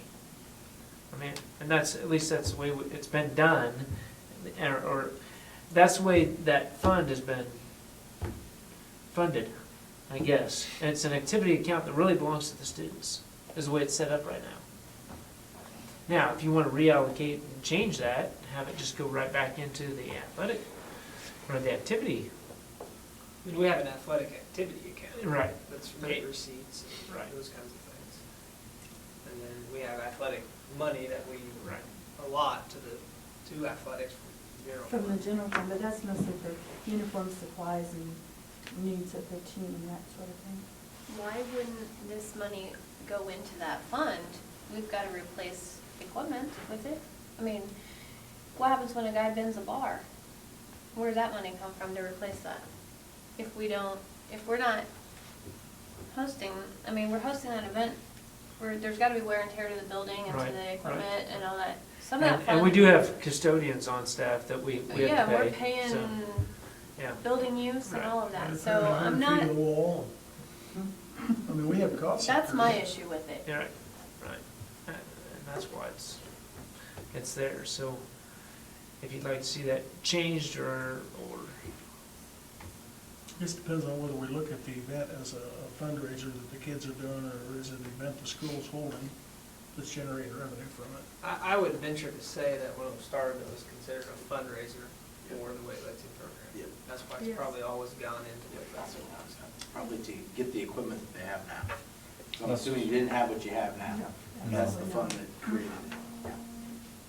That's typically how schools do it. That's why you host it, you get your powerlifting kids to help work it, and that's your money, and you buy new equipment with it. But it's just been the last few years that it's raised significant dollars. The event has really grown in the last few years. It's becoming more popular with Yeah. with the sport of football and everything else. It's just the coaches and, you know, when we were in school, we didn't have powerlifting. Now Yeah, almost it every wasn't- school does It wasn't powerlifting. stated. We did, it was huge. It was very, it was informally called that. And every year. required. Yeah, ours was required too. Mhm. Oh, sure, Smith Center. Yeah. What do you mean required by, of whom?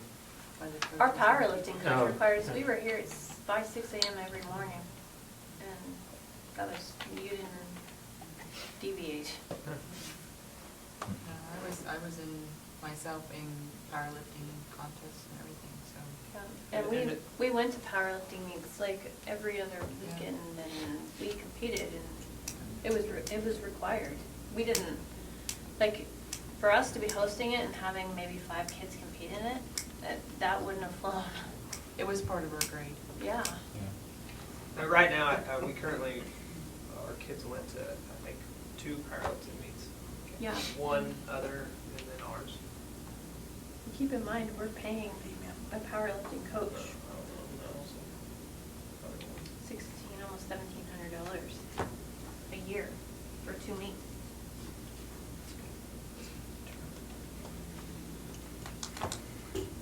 What's the balance on that account now? Well, unfortunately, I was gonna bring this up, I can give you an approximate number. Lynette always prints off my activity account balances. It was on her other computer, and Scott replaced her computer, so she was not able to access the activity account, because she didn't have that computer, but it's probably approximately 7,000. Give or take, so. Minus the World Fund. Minus the World's Fund.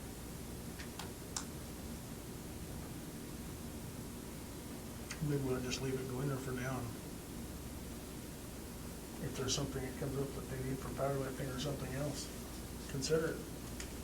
I personally would rather see it stay and go for powerlifting, whether it's equipment or maybe I mean, there's things I'd like to see in the way. pay for some of the stuff for hospitality room instead of getting donations next year, or, you know, whatever, and help promote that program since I work for it.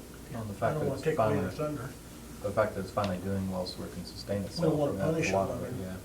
I don't wanna punish them either, but I don't wanna say the kids have free will with $7,000. Oh, I agree, you know, that's why When I'm we're saying maybe incurring costs. leave it in there, and whatever expenses, like anything else, has to be approved. And we could just with the requisition of that activity, make sure that you're gonna have to cover custodial fee costs for that weekend, as well as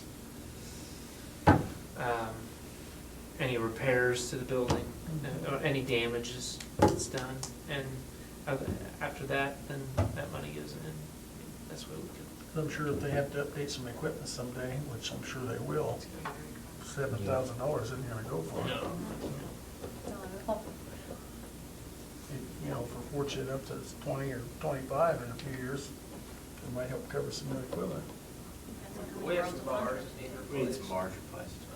I'd like to see some kettlebells. Clean platforms. Well, if they start going to more meets, when maybe it costs transportation. No, if it's truly for the students, I don't know how they paid for, all those meets require an entry fee. Typically, it's the school and the kids. I don't know how, I'm pretty, about 99% positive that our kids paid for that entry fee themselves, so, ideally, if it's for the kids, you can use that money to pay for it. I think, wasn't the entry fee like $30? They differ from school to school. And I could be wrong, I don't wanna say that was wrong. I don't remember off the top of my head signing any requisition for entry fees. But it looks like they spent about $7,800 last year out of that account. They had a total of $15,000 and they spent about $7,800. On what, do you know? Yeah, I don't have any idea because I don't have this, that's not my The records. school account, It's a school account. which we can't access right now because we don't have a computer that has it on it.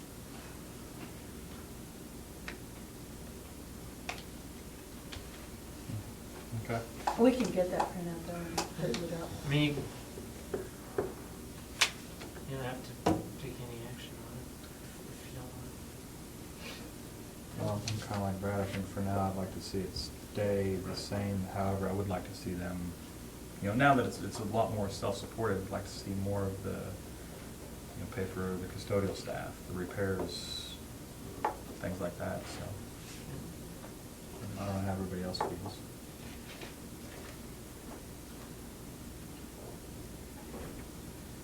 The only issue I remember from that, not to interrupt, but is it might be helpful to pay for some floor covering for the big gym, because the equipment's really hard on that Yeah. floor. Okay. That'd be something you might want to throw in there that, I know we talked about getting a little bit better floor covering than the tarps that we have, but we had a hard time getting a lot of that rubber mat stuff off the gym floor. We had to clean it kind of with vinegar solution. You just got to be careful with the finish. But that's something that, that might be something we could apply that for to help down the road. A little bit better covers, put mats on and stuff. But it's a big event. I think, I was told that there's more people in here right behind the sub-state basketball game for the building. That was two huge, they're both really packing in. We looked at the cameras that day, and I think there were more people for this weightlifting event. Yeah, they might have been. State ball game. Yeah. Because the stands were full and the floor was full. Yeah. Yeah, I've never seen It's a so lot many of fun. Custodians said they were very busy. It really keeps them busy that day. It's fun. It is fun. We had a lot of fun. It's a good event. Strong guy, strong kids. Yeah, but So, I would move that we instruct the staff to leave the powerlifting money in the powerlifting funds at this point, with the caveat that anything would be spent would be approved by administration for that purpose. One second then. Okay, it's been moved by Brad and seconded by Carrie, gracious, sorry, that we leave the funds the same with the caveat that all funding is approved by administration. Is that correct? Spending, yeah. Spending, yeah. Any further discussion? If not, all in favor, raise your right hand. All opposed, same sign. Motion carries. And then now moving on to technology. You're up, big guy.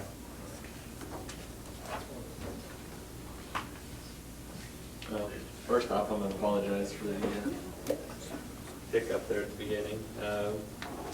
We have put a lot of new equipment in place this summer, and really, I think within the last couple of weeks here, we've really been trying to get our feet under light speed and going. It's been getting better, but I think that first week we had light speed out was a pretty terrible experience. But staff are back in the building, seem to be functioning well with it. We went ahead, we've done new sonic wall in, light speed filter. I'm in the process of setting up the new desktops over here. We purchased what's called a Kangaroo. It's about $1,000. It's a hard drive cloner. And that was well worth the money spent on that. I opened it up, actually got it out for the first run today, and in 45 minutes was able to unbox and have 12 machines completely set up and ready to go. And 12 machines would have taken me the better part of an afternoon, not 45 minutes. So that's been a huge help. Done the cameras this summer. Big thing was iPads. Dustin said we had a hiccup last week with the deployment on that. In my talking before the deployment, I'd heard a couple other schools mention something about iPad or iTunes accounts and issues they've had. I talked with our Apple systems engineer. He informed me since we were school that's not an issue, and it's been addressed with their latest program rollouts. Well, after a support call Tuesday morning, and we got escalated through 4 tiers of support, they finally found out that we were being blocked by their security because they saw too many requests for iTunes accounts coming out of our Eagle gives us one external IP address. So they saw too many requests coming from that one IP address. So shut us down.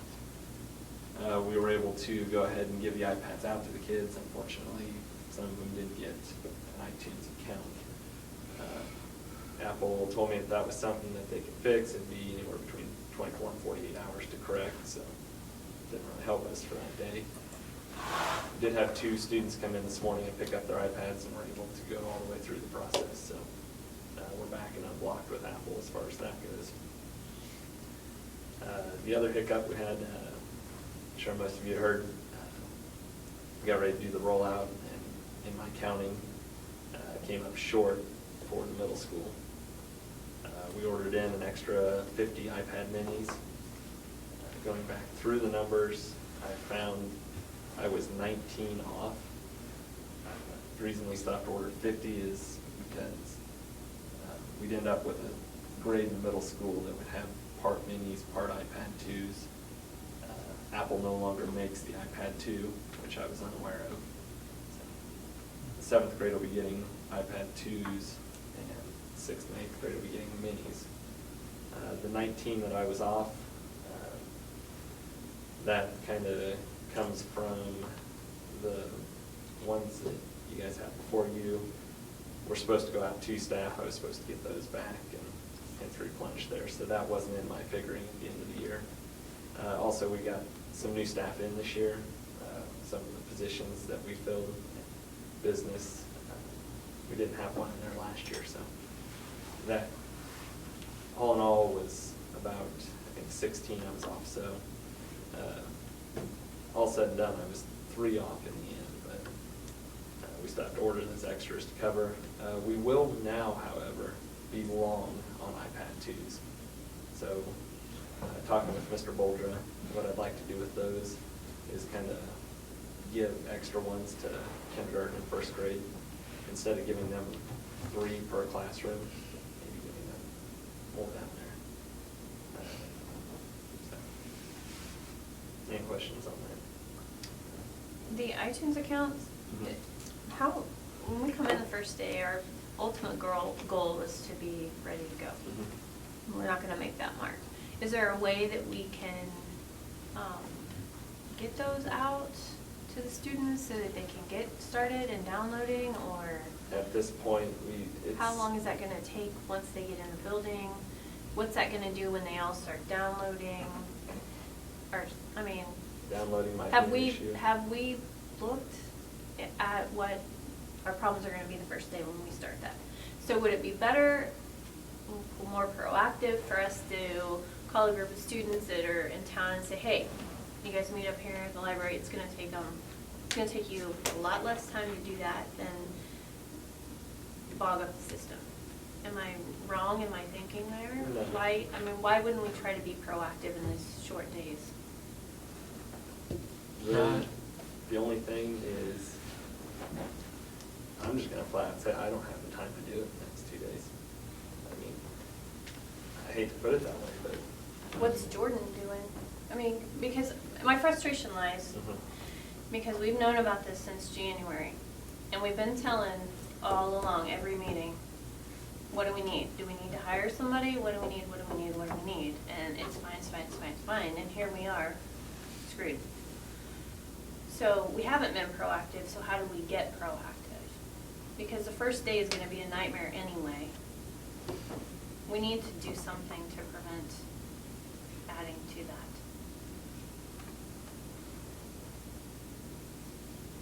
And, well, I'll say when we started this, another hitch that wasn't planned, all the iTunes accounts were supposed to be created here at the school. I create them, we sign them out. They were all in the system, but it's a new system from Apple. They're bulk Apple IDs. They just rolled that this summer. And so there's really not much to be said about that. I knew all of our students were in there. I felt confident. I had emails in. Right. We went to roll the seniors out that Monday night. Everybody was gone out our side. And trying to get that back from Apple, they won't give me access back to that because we've already been approved on another side. And even at this point, if I got access back to it, it would be a headache because I don't know what students have and have not set up an iTunes account.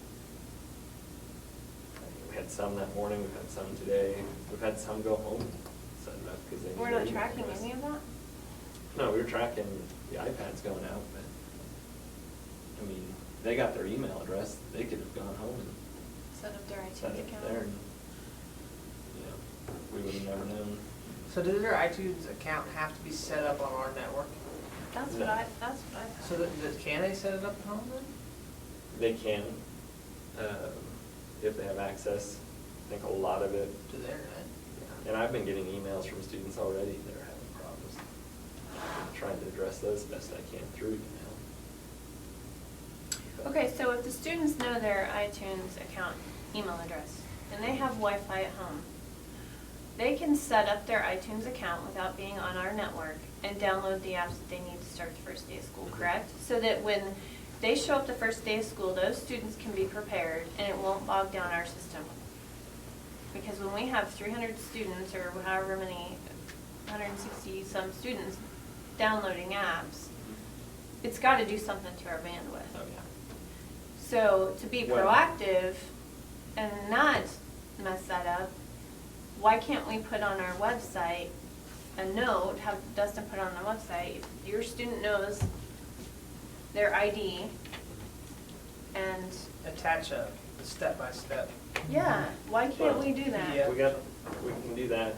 Or why can't Also- we send out mass weather updates, why can't we do that with this? I mean, Well, let's think outside the box a and little I'm- bit. I can't say this with full confidence because I don't know yet how this system runs, but with that new Mac server, it's got a caching server built into it. So student A comes in and downloads, what's one of the apps? Evernote. So student A downloads that, it caches through that server. So when student B goes and requests that, it goes out to Apple. Apple says you already have it on site. So student B isn't using our bandwidth to get that, they're just using inside network to get it. And C and D and E and F and everybody else requests that. So once the first So- app comes through the firewall, then it's cached on site. So can we take? What does that mean? What does cached mean? Stored. Stored locally, stored So- locally versus being off, in the Okay. cloud somewhere. But there again, that's brand new to us too, so. Is it possible, shoot, I'll hang around late tonight if you want me to download all the apps so that where they're cached, if that I mean, Yeah, why don't we cash them now? Well, But you're still gonna use bandwidth to get it Yeah, yeah. whether it's cash tonight Internal or it's bandwidth cash versus- that morning, though. it's, You're still using bandwidth to get there. You Well, still they have gotta to use an download access it point to get to there. download. But I'm it. assuming. It's just our- gonna be shorter. I'm assuming You're our gonna need- access to that server is a lot. A lot more quicker, they open go than- somewhere else. No Oh, doubt. yeah. Yeah, We've than got trying to run on a 20 pipeline, which we're limited on how much can go out we've there. got 25 megs to the outside world, and you're talking. Yeah. Well, and I would Core venture to network moves And see 3 what- terabytes. I'd That's venture to another say thing that- that I'm trying to do right now is get up to, get our megs up to 50 meg up and down. And I can do that just about at the same price that I can get 25 megs. So I'm trying to increase our bandwidth. That's one of the things I'm trying to do so that What's it involved to do that? Is that, why, I mean, contracts There you and go. a little bit of, I wanted to review it with Dennis Weiss before I. That won't solve the problem we're talking about. Right, okay. I would And venture see, to I say don't that know haven't most of the that. apps been downloaded? I mean, I think of the 12 apps they're supposed to have, I'd assume that the majority have been downloaded haven't during the school teachers already. downloaded it? They're Well, gonna have to use it? Since we've installed that server, I don't know. That's But the teachers is a different version of the app though. No. Oh, it's not? not, I mean, they're basic apps, Dropbox, Google Drive. I mean, we can So still, we can what do go you ahead and- recommend, Scott? What is the ideal process? Because I have a hard time believing that bringing all the students in on the first day is gonna spread you real thin. So let's keep that in mind too. So if we can be proactive and get these kids to do it, I know the first day you handed out the iPads, Yeah, I had and- 15 kids at my house downloading crap using my Wi-Fi. So they're excited and they wanna get it done, so let's not. And we set up, we can publish this out on the web too. 1 o'clock on Wednesday, I'm setting aside time to do that. That night at the back to school night, I'm setting aside time, and then first thing Thursday morning, so. We're setting time Wednesday at 1 o'clock to check out iPads to the students who have not gotten their But iPads. at that same time, Might as well. if Could they be want the to ones come up we and need do to an open it iTunes up. account. Yeah, 'cause Others can can't come they back. just come in and sit down here and, most of them aren't gonna have that many. The kids that were over at my house knew way more about it. They changed half of my settings and I had to get on to them about, I can't have that, you know, they thought it was funny. So they know way more about it than we're probably giving them credit. Oh, And I think the one thing that I guess my biggest concern about it being set up off-site is it being set up wrong. That's, I mean, I had one set up this morning, he put his email address in wrong, and so now the iPad's linked to an email address that doesn't exist, and So you just trying plan to to. physically sit with each student? Well, no, but just, I mean, Mr. Dooley had me go through and write a step-by-step guide, and so, I mean, the same thing that we're gonna give them the first day, we can go ahead and just push out there. I mean, I'm just one person, but I Yeah. think that makes more sense. that's, I have no issue with that. I don't know, I don't know all the ins and outs to get it to work. I just don't. At least at this level and what it's gonna The take. kids are gonna be excited. So I'm, Mhm. The teachers are excited. Let's not kick them in the knee on the first day. Let's get it. My biggest concern now is how many will actually show up. I mean, I'll put it on the district website, but. You put I it on mean, the we're district still not gonna get website half and the you can kids there, have, but- your, Which means we still got a problem first day of school. you can have people push that out if you put it on there. Like if you, Oh, yeah, I'll put it on. like I'll be there. glad to put it on the Facebook, Booster yeah, Club sit on it. Like your Facebook weather page. alert Or idea. do your weather Yeah. alert That's- and say, hey, okay, this is, check our Wednesday at- website. Wednesday at Get these noon. kids going. You wanna, that's, either I can check do it out. tomorrow morning. I mean, that's when we're doing it, is Wednesday at noon. But he can do But I the can- weather alert to check the, to You know, our check school our reach, website. our school reach that Yeah. goes out, I can just do it on there. Yeah, yeah, I'll do a school reach message saying. but we're still doing it Wednesday, they come in on Wednesday, right? No, he's just gonna send a message out. So that they Yeah. know Yes, when Yes, it's. for Wednesday. For- Or Wednesday, and if you put the how to download process sheet on the website, the parents can go there and print it out and take it home, and if they have Wi-Fi, they can work with their kids that night to get it worked. So that when they come in Wednesday to the back to school, if they have any questions, you're available, or someone's available, if there's questions, but, and there will be, but Are you here at some. midnight on Wednesday? there'll be you a can lot of put a questions. time, you can put On a Wednesday, time there'll be a on lot it. of people. I mean, there'll be a lot of people asking questions. I'm on help Wednesday. And Is Mr. Font gonna be here? Maybe, I mean, that is part of his deal, Okay. correct? Yep. He'll have, Wednesday afternoon's a work day. We have the website training in the morning, which he'll need to be at. But I think she's talking about Wednesday night with the open house. Yeah, So that Scott's not, I mean, he's one man. yeah, I know, I And 100% agree. I mean, Jordan's been helping me, but at the same time, I know he's gotta be getting ready for his stuff at the beginning of the year too, so. But he was going around today and actually helping me out with some of the teachers, so. Yeah, he did. It's He been helped very appreciated. Power School. Appreciated. But, I mean, not, And so like the business class and all that'll be up and going and, Mhm. I mean, we've put a lot on your plate this year and I recognize that, but well, and at the beginning of the summer, you know. I was this thinking, rollout has to be, You know, beginning of the summer, it all looked a little bit manageable, but just with every little hiccup in the road and how things fell, and it'll still get done. I mean, in the back of my mind, I kind of have always known that Thursday and Friday may not be the smoothest, hell week. but. So if they get set up to where they're on the school emails, does that mean they got their iTunes account set up right? No, that's just to get them into the email. Okay. From there, they've got to go in and register that with an Okay. iTunes account, and do all that. And the problem we're having the other day, everybody was getting stuck in a billing screen, it was asking for credit card and things like that, which it shouldn't. That'll get parents' attention quick. Yeah, that will. Yeah. So here after the meeting, if we can sit down, a couple of us, and let's get what you want in the school reach message, so I can make sure I get that out first thing tomorrow. And, Does that automatically update from, because I know our secretaries are going in and putting updated information into Power School. Does that Yeah. automatically pull from their school? yeah, message? it updates at midnight. So anything new to Power School, an email change, a phone number change would go into. Right, so at 12 p.m., it'll update their system, and then tomorrow on, Perfect. Okay, and then classrooms, the smart boards and all that stuff are lined out, ready to go, or what, reflector, whatever those teachers need.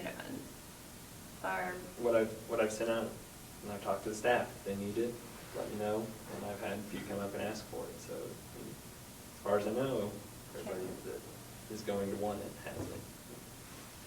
Outside of that, smart boards are new ones, are all hooked up. The ones in the elementary school, those. old ones.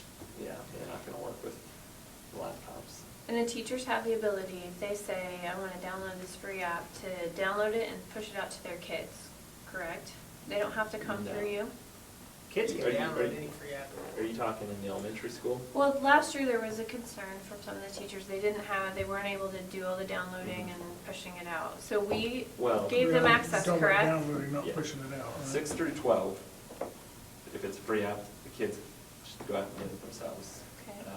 Kindergarten through 5th, we set them up with they've got iTunes on theirs, so they're able to just download it there in the classroom. We're ready, we'll be ready to go there. The only thing that we need is, the teachers need and Scott knows this, we need the cards. Yeah, You and know, they'll be the on cards there. are, we can get the apps on there if they want. But most of our teachers all have one iPad that they have as their master iPad, and then what they'll do is clone it to all the other ones. But I think the concern that Jessica's talking about is the teachers' complaint that they couldn't go out and didn't have the Yeah. ring to go out and download the apps or We're whatever. changing the Well, way yeah. that we're doing it at the elementary. Last year, it K-5. did all flow through me. Definitely. Free apps, they'll be able to do. Paid apps will still all have to roll through the Casper system at the bottom. And then you'll push those out as needed.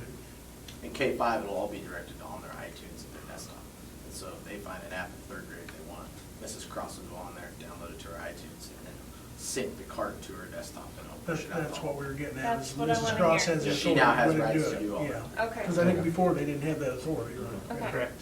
So at the middle and high school, the only thing that will be, the only apps that will be pushed out will be paid apps. And then Mr. Boulder gave, what, $10 of iTunes to, how did you do that?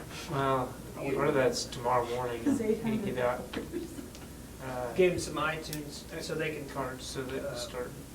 if they see a $2.99 app that they they think will be beneficial in the classroom, they can download it, test it out, and then if they, we'll approve it. If we think it's a good app, and then we'll give it to Scott and he'll push it out. And the elementary school's been a little bit different because we needed more than $10, because they're putting it all on their computer and then pushing it out to all of them. So the elementary school's taking a little bit more than $10 iTunes cards to get that one iPad. So. And you get more control of the machines Exactly. because of the age of the And kid. to be honest with you, once elementary teachers get everything installed that they want, they're in go mode, and they're not gonna do a lot of changes. They might upload one app here or there, but when they get going, elementary teachers are, they're in their structure and they're going. They're not gonna have a lot of time. And I'm not saying that middle school, high school has a lot of time, but it's just a different structure. They're more where they- exploratory by Exactly. nature. They'll have a little They're bit more gonna be time to do going out that. finding their own stuff. Yeah. Okay, awesome. Which is what we want, that's. Yeah.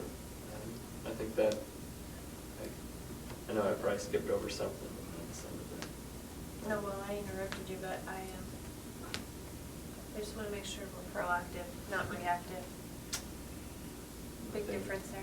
I can tell you right now that just in the last week, I've learned a lot more about it, so. I just had a parent come to me and say, I asked if their kid was excited, because I had a lot of kids knocking on my door, and he just said, yeah, he's excited, he doesn't want to get too excited, because he didn't know what we're going to do with it. And I know what our plans are, Right. and I don't want them to lose that excitement, so.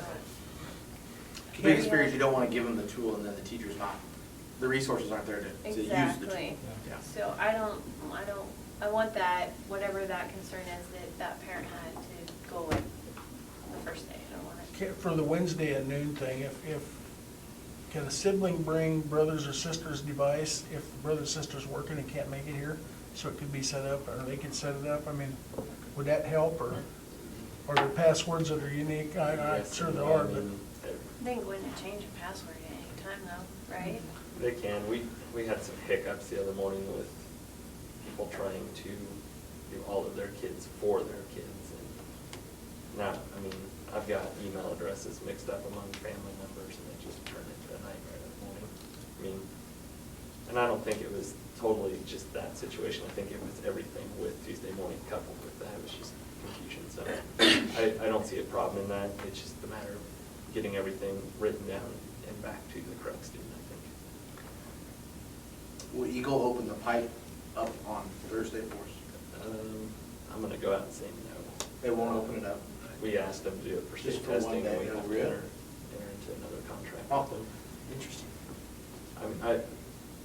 Granted, with state testing, I think we were asking for a little more than a day. I can call them tomorrow and see, if they won't bump that to 50 meg.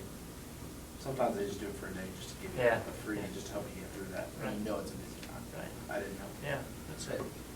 My biggest concern is, I know as a teacher, when I was in the classroom, if it didn't work, I didn't use it.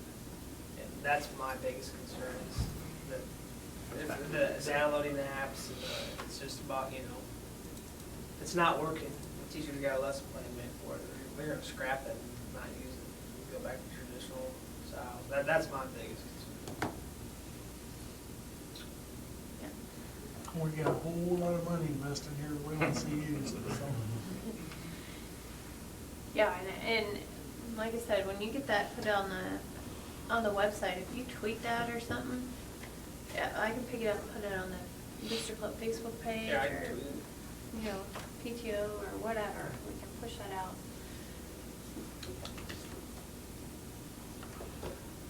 All right, any more questions for Scott, or anything else you want to add, or? Like I said, I'm sure I'm skipping over something, but I just can't think of it right now. Thank you, Scott. I know we've dumped a lot on you. No, it's, like I said, we get through this summer, this was a lot of updates. So I think going forward from this point, it should make it a lot easier, so. All right. Well, thank you, Scott. Thank you. All righty, we'll move on to item F, which is the bills.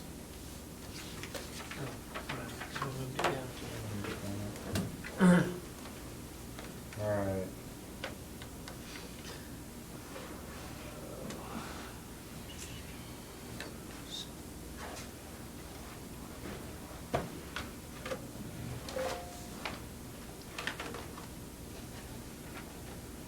Alrighty, anybody have? I got some questions. For Stout Lawn Services, are they just getting our grounds up, or do we pay them to mow too? I don't know what You do want, you could probably jump in here With because, Stout's Yeah. lawn care service.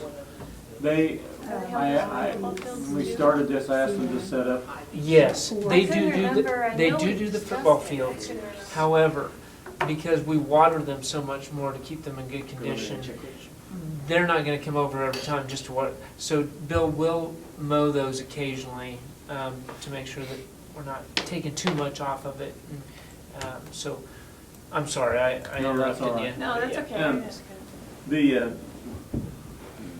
Stout set this up kind of like he does his other school districts, where instead of having so much money to pay out in April for all the pesticides, herbicides, fertilizers, and all the 5-step programs of the ball fields, he just sets it up as a price per month for the entire year. That way, he thinks the school district can afford that a little bit better than, having like an 8,000 one. And they do all the mowing and the lawn care and the edging, and it is expensive, but by the time, you look at all the price of the equipment that you would need, I know it's a large price tag, but I got more compliments on that one thing this year about our grounds and how things look nice, and all the fertilizer and the weed killer and that kind of stuff. That's kind of how they do that. They do that throughout. Bill, we've just asked to keep the football and the ball fields mowed before ball games. As football season approaches, he'll have to get the football field ready and mow it lower where he's painting and things like that.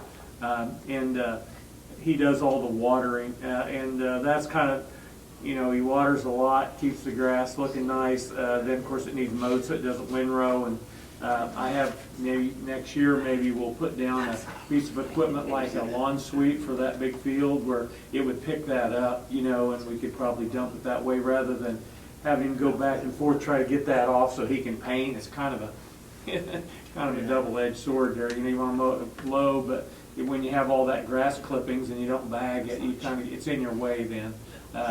That we may be able to get something like that. But does that answer your question a little bit? Yeah, no, I know we discussed it before we did it, but I couldn't remember what it was.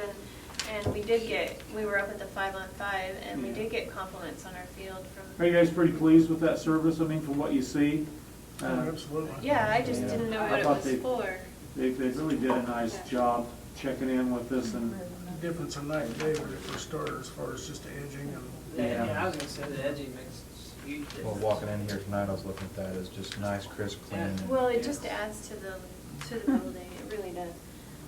Do you communicate with No, I didn't Scout, say or that. does Bill communicate? I called Stout, but he has a foreman that comes over with his crew, and sometimes, we miss him when he's not there, but he usually calls and says he's coming over, so we try to have some communication if they've forgotten something or if they need to respray. There's some areas, being new, they've forgotten, we've had them come back over and spray heavy for stickers this year. They're really bad, and trying to get rid of some of that kind of thing. And they've mitts under the bleachers a few times, and this year they've used a lot of that, like Roundup, they call it, that stuff that it's a little bit different than that, but they spray it and it just doesn't come back, and it's kind of a colored green, so where they put it. That has helped a lot, and they'll probably have less and less of that as they, it's a sterilant, I guess what they call that. So, but we do communicate. They've run over a hose and paid for it. One of our big hoses, like $300. But I just called him up and said, this happened. Can you help me out with that? No problem. Just take it off our bill. So they've been very good to work with. They've come over. I had the ball or the grounds mowed like a couple days before prom. Couple days before graduation, a day or two before the alumni, just to have that. They're very willing to help like that. So, got any concerns, please call. I'll pass them on. Looks good, I was just curious. And then the AR subscription, do we do that every year? Yes. Is that a program that we are using. need to keep? I- Because some of the yeah. districts have gone away from it. We- and I don't know realize why. that, because I know my previous district, we really, they used it at the elementary, but then they had gone away from the middle school and high school because of teacher preference, but here, I think they use a lot. Okay. It's something that Miss Ediger really, I have her set it up, and basically for the other, Miss Silverman and Miss Grant, they utilize it. It's utilized, it's worth its money. And then Deanne, I'm gonna put you on the hot seat. I saw, we have a lot of outstanding checks and one from '94. Is there a way? Well, I can't Void get to them. They're so old that, and I voided as many outstanding checks as I could, Mhm. but there's some that I simply cannot get to. So I'm gonna have to go in with support and have them eliminated. Okay, I was just Because I curious, did, thought- I tried to clean all of those up, and I couldn't get those old ones. I was looking at that too when she said something that shocked me. Yeah, I was like, oh Yeah. my goodness. And then the helmets, we do that every year for the helmets, don't we? Go in and have them read. All right. It's Renaissance Learning. I know it's safety. We not we just- are, we got behind, and I'm not sure that they were, Right. we were keeping up. So, we did have to order some, and to get, kids gotta be fitted properly. I mean, that's, we're taking care of a head, a No, brain. I And so, agree. yeah, we did order some more, and we have got them all reconditioned and gotten rid of ones that have been expired, gotten rid of ones that, yeah, should not be on a high school kid, so, yeah, that was more expensive this year. It will not. It will not be that, next year. it will not. Well, I didn't know, No, I that's know way, it's- that's way too much. Let me explain a little bit on that, because we only had 11 middle schoolers show up at junior high football camp, and there's projected to have 22. And we've checked out all of our smalls and mediums, and we have no smalls and mediums left for the rest of the high school checkout for helmets and the rest of the middle school. So somewhere along the lines, and some of the faulty ones and some of the expired ones, you can only have a helmet for 10 years, is all you can have it for. And so we have tons of larges. We'll probably have 15 larges just sitting on the shelf downstairs. But we have hardly any smalls or mediums right now. And the other one is that tried to get away, and Jim and I talked about this, is getting away from a middle school helmet and a high school helmet, even though it saves you a little bit of money. The problem is that a middle school helmet can only be used on a middle school kid.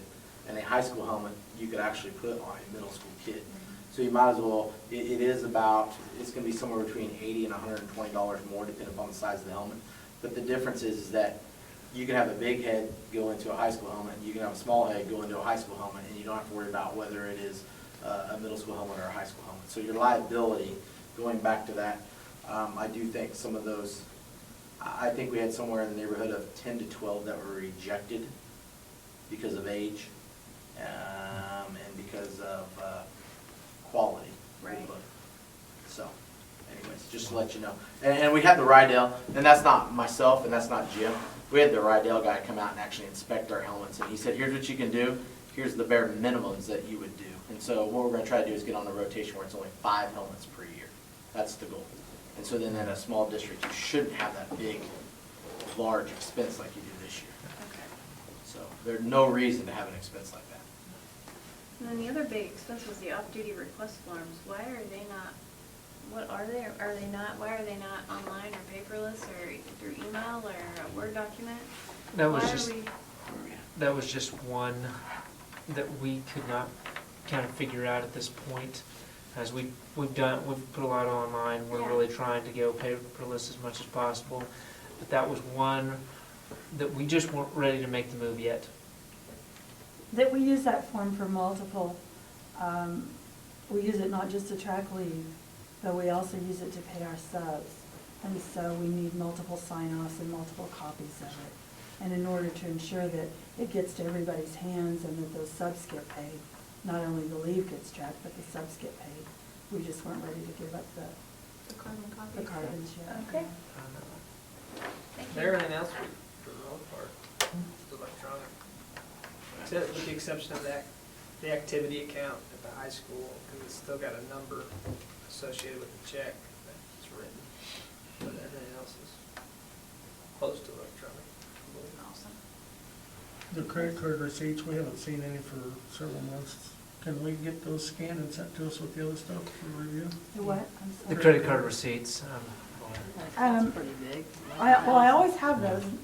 Well, I yeah, don't see most, any. I mean, no, I bring them just like I do with all, I have all I of the know, bills. but I'm Physically. I'm not interested in seeing them here. I want to have time to review them ahead of time. So do you want to scan in the statements? Just Because whatever each it card shows has what a was separate purchased. statement. yeah, why don't we do that? Do you want us to scan in the statements? Would that Statement would be be? good, That'd be yes. fine. we can go Start? through all of Okay. it. Whatever's easiest, just so it Yeah, shows we what- can what scan spent in the money on. statements, because like Dustin's name is on his, Mr. Boulder's name is on his, Mhm.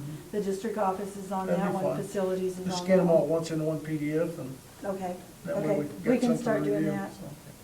sure. Do they have that D-Man online where you can go in and just download the statement right into Dropbox or something rather I than don't know, scanning? I'll go look. This There's a credit lot card of the- thing, we're still learning, so. Yeah, that might be a But better Bob- option for you. Well, I know that you guys had the ability to view, didn't you, your statements electronically? We'll go back and review that agreement, that may be. We may be It able to might do save you that some directly. time rather than stand there scanning them. Yeah, Mhm. I'm, yeah, let me go I back haven't and worried look. about going back and looking at it because I've only use it when I really feel like it's, I use it a lot to sign up teachers for conferences, things that you require a credit card, like right on the spot. That's what it's for. Yeah, that's certainly, That was our intent. yeah. Yeah, I'll go back and look at that agreement and see what we can do. Okay. Any other questions? Sorry, there was just some big thing. when I They're all went very over it, valid. And I couldn't remember what we were doing. that's fine. If We- you ever want to just email me questions too, I can shoot back some answers to what those are.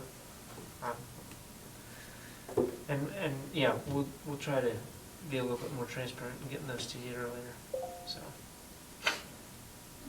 But I got the credit card shut down too with my multiple purchases from Amazon, so I was kinda like Scott, was making too many little purchases in a row. I have gotten behind on my email just a little bit in the last couple of weeks, just because of what transportation is required of me, but I do try to get back and at least look at teachers and board members, so if you email me, I'll really try to get back to you. On Justin's cell phone allowance, would we not be better off to provide him a phone, or is there a reason why we're doing the allowance? Yes. Right now with the US Cellular agreement was a 2-year contract, and what E-rate requires you to sign up for, decide what company you're gonna use in March. So before I came on, Jim or whatever had set it up for US Cellular way back in March. So that's a 2-year thing with US Cellular. So we have to wait those 2 years. Now next March, we'll probably opt to go with Verizon because that's where we get our hotspots and everything else from. We can also get iPhones that would go with the iPads. And so we'll probably make that change this next year. Justin also has kind of another business. He just felt more comfortable right now with I told him you didn't that. have to give me, I mean, it's not, My You don't wanna only do is concern was that I think stipend, by that's not giving a you big the allowance, it's a taxable event, isn't it? So yeah, it may not be I a know. concern to you, it's not a big deal. but, okay. That's what they did the other district too, so that's fine. That didn't bother. And I will say I did break my phone on accident. I sat on it and it broke the screen, so I had to get a new one. So So I had to pay. we do have insurance for it. It's $150, and I'm not sure. What do you think? The screen's the same money. Huh? Having the screen replaced the same money. It is. You don't realize how much it needs. I was without it 2 days. It was nice, but But do you want to put in there? And you can We're only collect the responsible insurance for once, half right? of it. I mean, what? I can go 4 times on Why this plan. why don't you have insurance on the plan? Why would We you do. just, why wouldn't that You be do that. covered under your? We do have You got insurance. You have to pay The that. deductible, though. You have Yeah, same amount $150 we- deductible. That's the way most of them are. Yeah. Right. Have you checked, yeah. I know, because I bought 3 in the last. Okay. And I'm sure. The kids have had them since March, and Yeah, I know I bought 3 of them for one kid during the last month. So I felt bad, I mean, I felt Yeah, like I was, probably replace them. obviously I'm There's 3 in responsible the school for room. sitting on it. you just sat on it and broke it. I did. I just like, but I put my auto box case back on. I just didn't like this thing, it's real bulky. Okay. I have an extra one of those if you want it. You Now boys it want stays it. in there. Well, you asked a question about if we wanted, something. I mean, with the deductible, do you want us, if something like that happens, do you want us to split? Do you want us to, I mean? I think it's our expense, That's what I would require him say. to carry it. Alright. I No, just- I felt like I said, I Slap felt him on the bad. hand, tell him not But to now, do if it. you break 5 phones in a year. No, I got the auto box. Or if we see you throw it across the room, you might pay for it. No, iPad deployment day about happens. It just, I can attest, it just happens.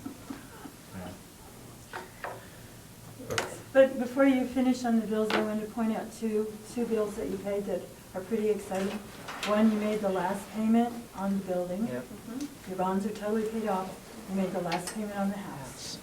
So those were two, if you could With the do exception of exciting the bills. back. Those are exciting bills. With the exception of the Oh, back. that won't be it. I There'll be think, more. is that our last foreseen, I mean, Yeah, that house? yeah, I Maybe really it should be did. completely removed. Well, I mean, not really, but, I mean, I'm probably gonna have to replace the kitchen sink.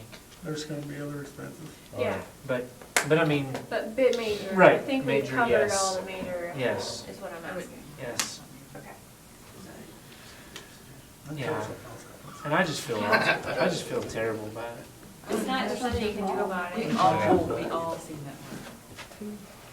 That's why I have it asked on for the file. pictures. We know it was You have coming. pictures We got downloaded. pictures on there. That's it. It's been pretty stressful at home. Okay. Do you need a motion? Yeah, we'll need a motion to approve the bills. I'll make a motion to approve the bills as presented.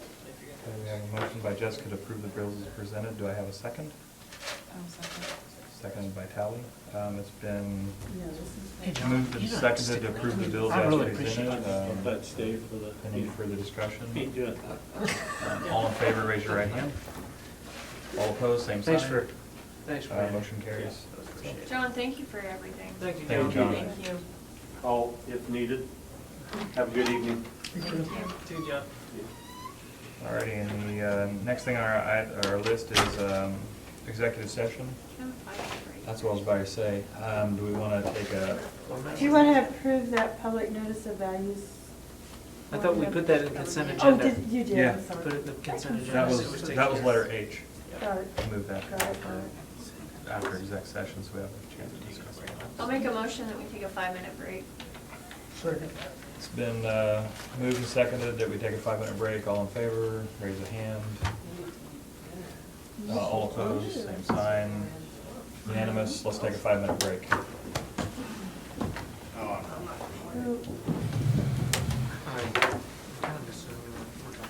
Tomorrow at That's why it's on 9. 11, I think. Talk or about all of them, 11:30. and then We have lunch, so if you guys can come in the foyer. What time did you tell me lunch was? I gotta call this in the morning. 11:30? No, 11:15. 11:15. Yes. I don't know. 12 if we o'clock can on make it. Wednesday. I don't know if we can make it. 12 o'clock on Wednesday. Well, in the foyer yourself? Conference. Okay. Takes the solemn statement. Well, thanks to Solomon State. Let's put them all in one Takes thing. them. He made the mistake, and he said, "Did you guys ever need anything paid for? That's when you start counting." Come on. In-service meeting. Welcome back to the You teacher. guys are eating this bunch. When he says that to me, I think of my kids, you know? I know, but you gotta think of, I was thinking of the teachers. Welcome back. They don't have to go somewhere to eat. No, And get right I back don't in the think of classroom. the staff at all. You don't think of the staff? I do. Only for my kids.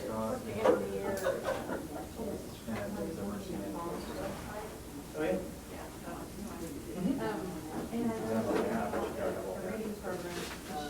No, but I've heard of it. Mhm.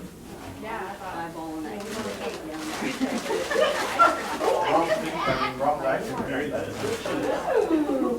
I know. Really? I figure once they got up here, it's decided. Just the final four, probably 5 hours. That elementary school is terrible. I felt bad for you guys, because we went the other side, we got to open, like, there's a school in there, and the further we got, they dropped off, it was like.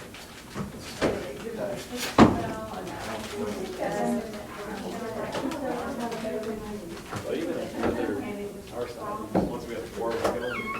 Oh, really? Leapfrogging. We had 5 just yesterday, we got here at 9. I'm still trying to think where it was in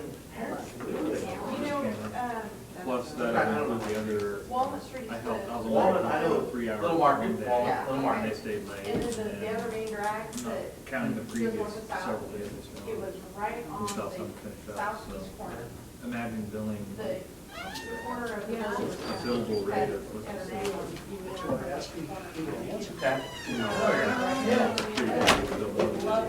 No, but I've seen him out there. Dairy Queen, Gary? Yeah, that's what, that's what. That's why my car was well after. Now it's on 30. Also, for voice Yep. Yes, we are, I know we are. Oh, I was Last like, year, this they sold is out. smaller, I'm good with that. Well, I came up, Subway. got something, I came back and I hear a voice. Subway's down. And then I'm like, You remember Bridget Queen? I remember that Back lady. next I year, got that's- caught up, like, how did we all get in there? Yeah, I remember Pittsburgh. Yeah, that was a good place too. Best burgers. So they bought that So have you gotten the magazine yet? No, I got an email this morning that they started approving today. Over, Yep. down, down, down, and that's where it Be in Should this be area. about 15 or 20 of them. really bad. Oh, really? Great. Delivery? They gave They delivery? hand deliver. Yeah, he'll bring it around. What? Yeah. No. We haven't had chocolate cake for 2 years. We don't even have. Yeah. We had candy. What's that? That's really sad.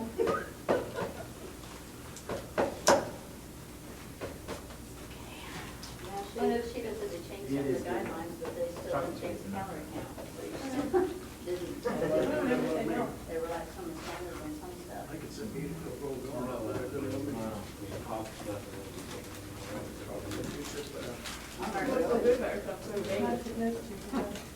I don't know how you can. I did 3 times, I had dumped it in the I don't know. I know there's pop in my refrigerator, but it's the superintendent's. They were talking about having pop in the building. Apparently I popped in the refrigerator, doggone. I do? Okay, you still have some down there? I don't think I do. I think Oh. I drank it all.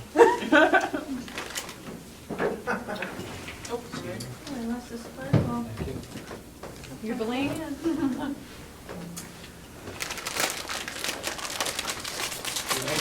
to go. really felt too good with Our myself. 5's about up. You know. But you were right, about 2 days is about all any person should spend. And I'm not a big gambler, so, No. I've been to work. One of the times I went was for work, but they made me stay off the strip. It's cheaper. I went for work once and twice for pleasure. Vegas?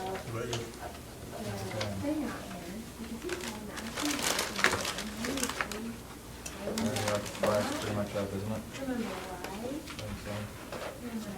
What time did we go under, you know? I wrote down you were taking a 5-minute break at 9:40. 9:40, okay. Pleasantly surprised when we went around that. And I get engaged and rolling down there. Okay, I'll get with Scott, and we can get all the next week or next week. If you figure out a way to make Yeah, I it on the money. About 3 weeks or so. I was, but I don't, today I got one particular Colorado trip's happening, so. Oh, okay. Well, So I yeah. know that they are all the ones that show me. That works out well. Okay, I'll back get with him and get that stuff. I have yours right here. I mean, yours is Save a little registration, bit of your time. motel in Quite a bit Manhattan. of time up here. You wanna look at it? Yeah. Because I don't have any. I got air conditioning, but How about that new car? I have That's not someone on that this you one. can use. Oh, yeah. And Moto. He also knows. Assuming we want this whole lot, 3 admin here. He had access to parts for it.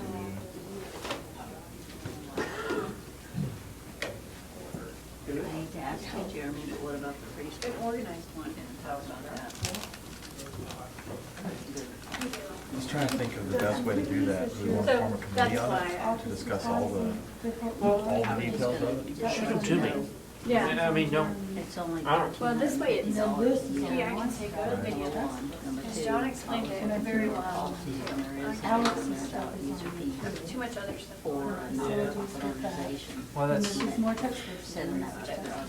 And I What did I showed write? her all these out. I'll find it. Just putting it out, Oh, about those. I, $33. Flat fee. I didn't say, I think I've told you in that letter, I've spent a lot of time driving bus routes and trying to get on top of this transportation thing because It was I mean- not here. But it gave. Like Perkins, if she. the iPads are important, but I gotta make sure I get some Well, I kids saw here. something. Because about- if I miss Yeah. kids 1 hour of internet. and I don't pick them up, But you have to find how much your purchase. that's a, to Yeah, me, right now, that's a bigger mistake I don't than, know, I figured that was. I mean, I just kinda had to prioritize what I got, what I gotta get done and what I gotta depend on other people to get done. So I don't know how you guys do that. So you Well, we just like. Split with you all have the bus three. routes figured out, you're gonna be letting people know? Yeah, they should be calling, Well, they should have got called today, maybe even tomorrow or Wednesday at the carried latest. it out. Okay, because Alex will be riding home, but not Yeah. soon. Right. I didn't know what bus to tell him to get on. Oh, well, they'll be on Sandy's. Okay.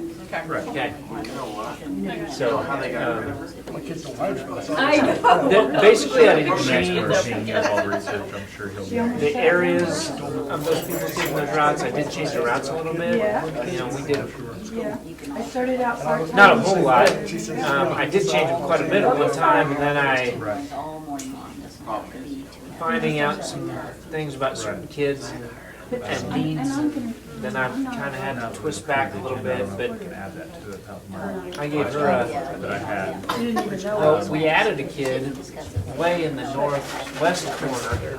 Well, I was figuring worst We case really scenario, wouldn't the one have to being go on that far. our next discussion So- You got good reports. That was Dolores, way much, that much further that way, so I didn't want her going up and getting the Thompson No kids. filter. All right, No filter. So now, we I've need got to come Sandy back in going up open there. session as of a minute ago. To everything. The next item is executive session to discuss non-elected personnel or include non-elected personnel. I assume to include our 3 administrators. Motion. Need a motion to do that? I'll make a motion to go into executive session for 15 minutes to include the administrators, all 3 administrators, for a period of 15 minutes. A motion been made by Jessica to go into executive session for 15 minutes to For- include, For for non-elected personnel, to include the 3 administrators. I'll second. Seconded by Carrie, I got it right this time. It's been moved and seconded to go into executive session for 15 minutes to discuss non-elected personnel to include the 3 administrators. All in favor, please raise your right hand. All opposed, same sign. Motion carries. Okay, so we're gonna call it 9:50, That'll work. and we're gonna call it 10:05, right? Okay.